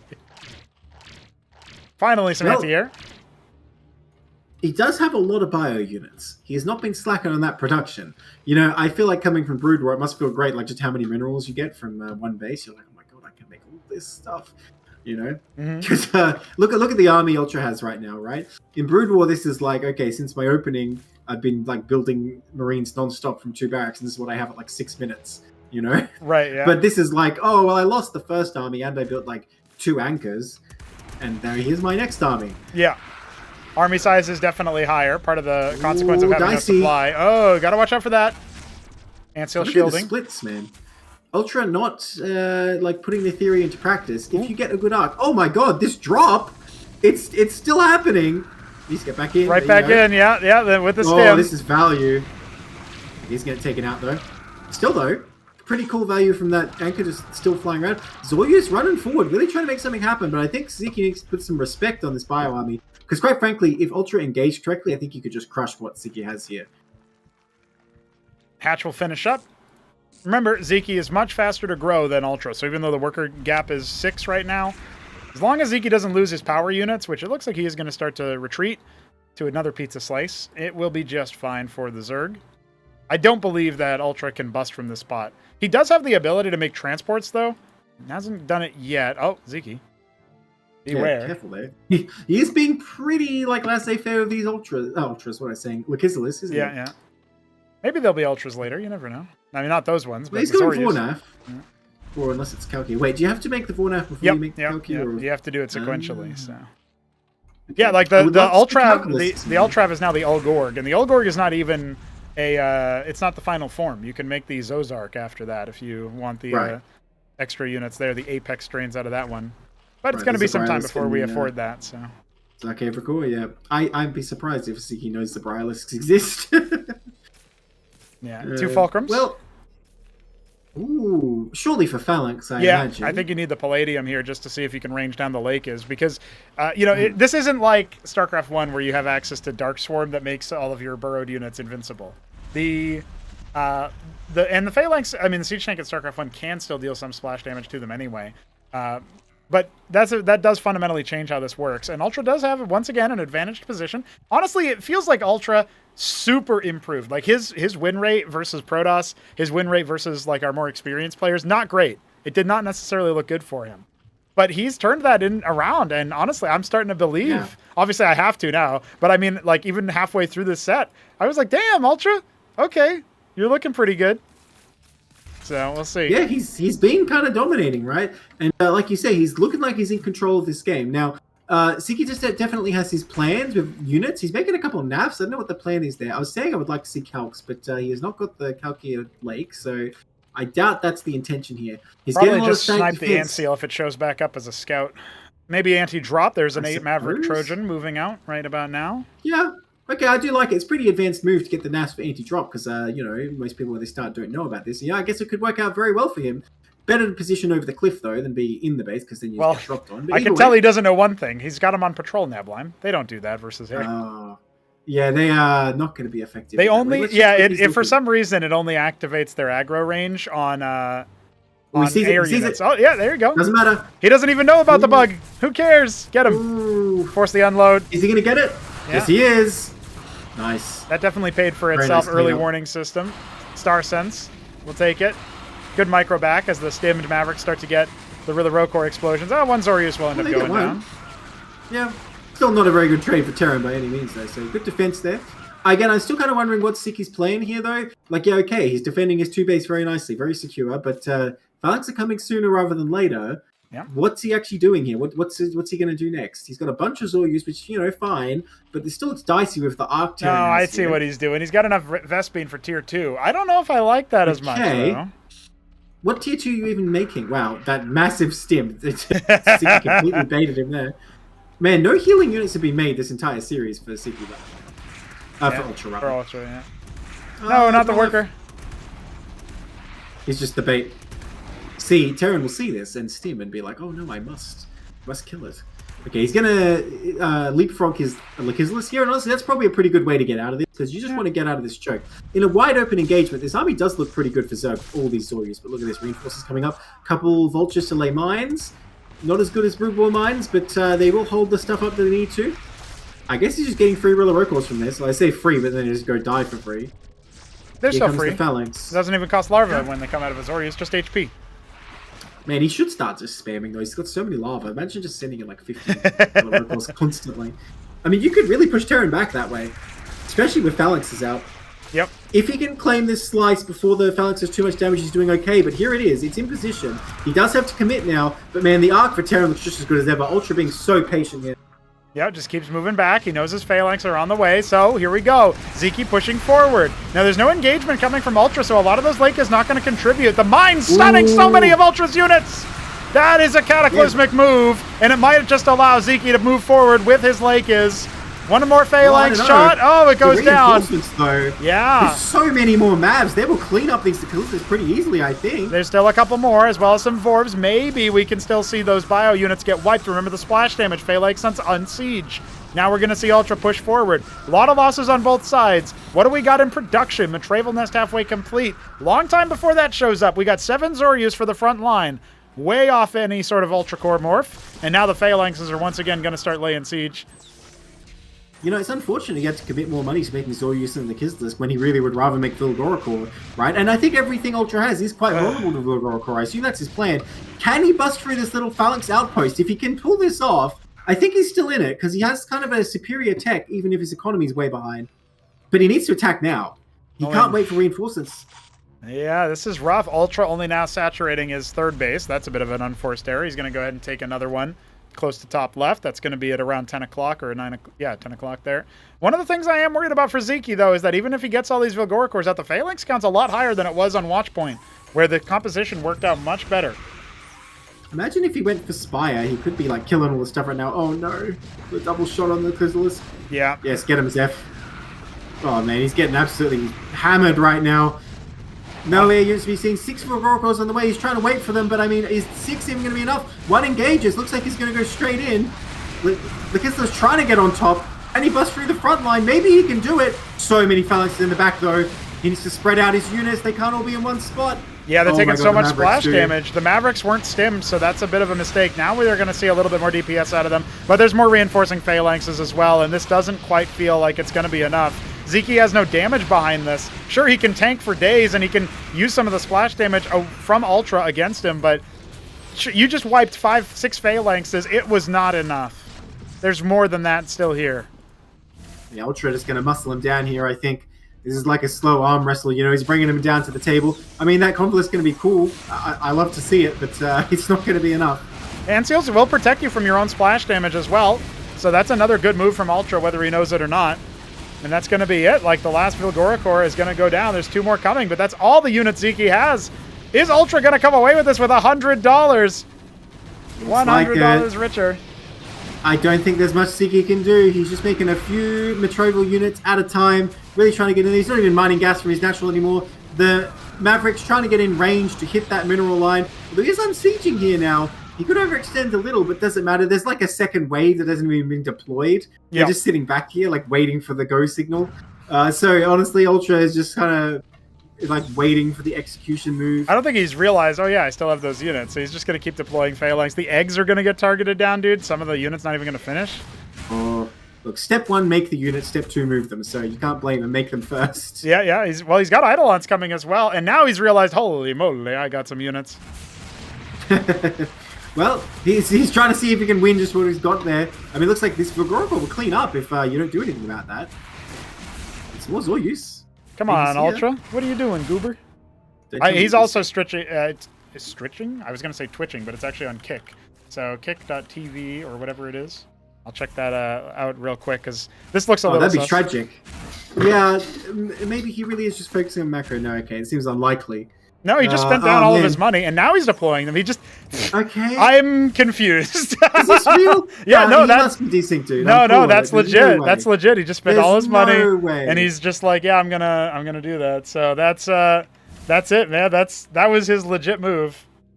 No, there's no way he'd be moving the army. I think it's just like, you know, the siege command goes through, but moving the army doesn't. No, he was looking right at it. He was looking right at it. I got to shatter the illusion. I'm going to look at his stream. I got to shatter the illusion for you. Okay, no, actually, he's doing that. God damn it. What? What is he doing? Why? He's having a good time of it over there on Kick. Yeah, he's the legit guy. I can't believe this is real. Yeah, I can't believe this is real. That's really what just happened. He's like, better siege. Okay, now he's going to get moving. Come on. Yeah, come on now. Oh, he didn't order his phalanx. They were in the middle of unsieging. Now he's got it. He needs it. All right. And now with the combined arms, bio and tanks, he's going to go ahead and use those phalanx, splattering what little Sziky has left. It's for real. It's for real over, as Sziky's tier 2 army is too small to deal with what UltrA has brought to bear. Way too many bases, way too many units, and UltrA, he was able to expand everywhere. Sziky couldn't get out on the map, and even before that, while the anchors didn't do as well as before, GG is called. $100 goes to UltrA as he tops his group in style. Very sort of dominating style from UltrA. Really showed us what bio can do. Yeah, no kidding. All bio all the time, except we don't talk about watch point. That was just a disaster. No, Sziky, you lost me 10k minerals. Classic move. Yeah, a lot of people voted Sziky that time. It is UltrA at the end. Big move. And there we have it, ladies and gentlemen. Our final standings. UltrA with $100 said he's going to spend his money on food. Sziky, $60. I don't actually know what. I think he said he was going to do a new mouse pad last time. I don't know what he's doing it now. And Bonyth with $40 says he'll spend it on his family. Maybe a nice dinner somewhere. I don't know what the prices for restaurants go in Poland, but hopefully that's enough to at least get some of it there. He can do everything but the tip with that, maybe. We'll see. But guys, I can't believe how effective UltrA ended up being in this series. And you know what that means, guys. You know we got to play a little bit of music for our homie here. So let's put his theme song on. Let's talk a little bit about UltrA. Nelson Sanchez out here in style, rocking out. Nevlime, what do you think about this guy? Yeah, pretty sick plays. Like, he only started playing, like, like last week, was it? Yeah, 2 weeks ago, maybe. Yeah, I haven't seen him play that many games, so it's very impressive. Really awesome work. And like I said, he embodied like the bio, which you don't see that often. I mean, obviously in Cosmonarchy it's much more common, but he really made it his own, showed how powerful it can be. And like I said, he came in today and he said, how can I lose as many units as possible and still win? And so he just kept making them. Yeah. This is really some interesting developments here, because I was thinking UltrA would be towards the bottom, and he was saying the same thing, honestly. Part of my hesitation towards him was saying, hey, dude, like, you could actually win. You've been practicing a lot. And he's like, no. Bonyth and Hawk, and of course Sziky, who's got more practice than him. They are good players. They're better than me at, like, Stormgate. They're better than me maybe not in StarCraft 1, but maybe so, He was kind of leaving it ambiguous, like whether he had enough belief in himself. Clearly, the man is cracked. He said his favorite unit was the Cataphract. We didn't even get to see it. He was doing Sundogs after bio. He was sniping big targets. He almost got his whole base glassed, and you know what? He still ended up winning that match as well. Can't step to him. The only one to defeat him was indeed Sziky. One time on acid test. Everything else going his way. Well, I guess Sziky probably beat him twice, didn't he? I can't recall it now. It's been so many games. But 11 matches deep, and UltrA wins 7 of them. Chile on top. Very nice. He didn't make any Cataphracts. I'm very sad about that, because I do think they're pretty cool. Yeah, I have to agree with that one. It would have been nice to see a little bit of Cata. Something going on there. But unfortunately for our homie, he did not get to make his favorite unit. That being said, I'm glad to see that Sziky found some dubs. I want to go back and take a look at that Demaloon game, honestly. Like, that game, Bonyth, between Bonyth and Sziky, that should be cast. That should be like, wow, look at this guy. He knows his stuff. You know what I mean? So that looked really good. I hope to see these guys stay active. I know Sziky will. He already likes the game so much that I know Sziky he will. Seems invested. That is for sure. Yeah. We'll see if UltrA does as well. But, that also is leaving the door open. If you watch this and you yourself are kind of hanging with these guys and you play Terran, check out Cosmonarchy, because we need a Terran for the next show match. And maybe UltrA's going to be that guy since he won so much. We'll have to wait and see. But I definitely want to see a little bit more out of him. I want to see more out of Sziky. And we'll be making a return to Cosmonarchy show matches as well. That is going to be in about half a month. On the 30th or 29th of August, so about 2 weeks from now, we will be having yet another show match, and that's what the funding here was for, $70 towards it. We'll keep on pumping those funding numbers up. I'll keep you guys apprised of what all is going down with that. As of right now, I got to dispense with some of the cash here. We've managed to make it a real deal here between UltrA, Sziky, and Bonyth. We know whose money goes where. And shout out to the pros for playing, and Sziky for subbing in for Hawk last second. I appreciate him doing that, and I'm glad that he ended up getting a couple of bucks out of it. You know what I mean? So I like that. Before this, what I would have said is, man, if you're a ghost at Brood War, come play these show matches with Cosmonarchy. It's easy money, but it's not anymore. No. Because now we have like the best Brood War players playing. So I don't know what to tell you. It's good fun if it's not easy money. No, yeah, absolutely the case. They seem to have a good time. Obviously, we had a couple of technical issues there, unfortunately, but there's definitely going to be a good time for them to practice a little bit more. I like that Bonyth's stream title is Cosmonarchy Show Match. It's actually better than you think. Hey, look at that. I appreciate that. We'll give him, I'm going to send him the dono in for the money that he earned, and I'm going to make sure to give Sziky and UltrA their stuff as well. Guys, shout out to you for joining and for playing Cosmonarchy. We appreciate you in that respect. We appreciate what you do in StarCraft 1 as well, but it's nice. It's nice to see even more action going on between these top players. Neblim, do you have any final words for us before we sign off for real here? Because this is just about done for us. Longer than we expected, 4 hours, 20 minutes for our show match. My final word is go to Cosmonarchy. Wait, what's the website? Cosmonarchy.com? No, fraudsclub.com, isn't it? No, you can go to Cosmonarchy.com. That's also there.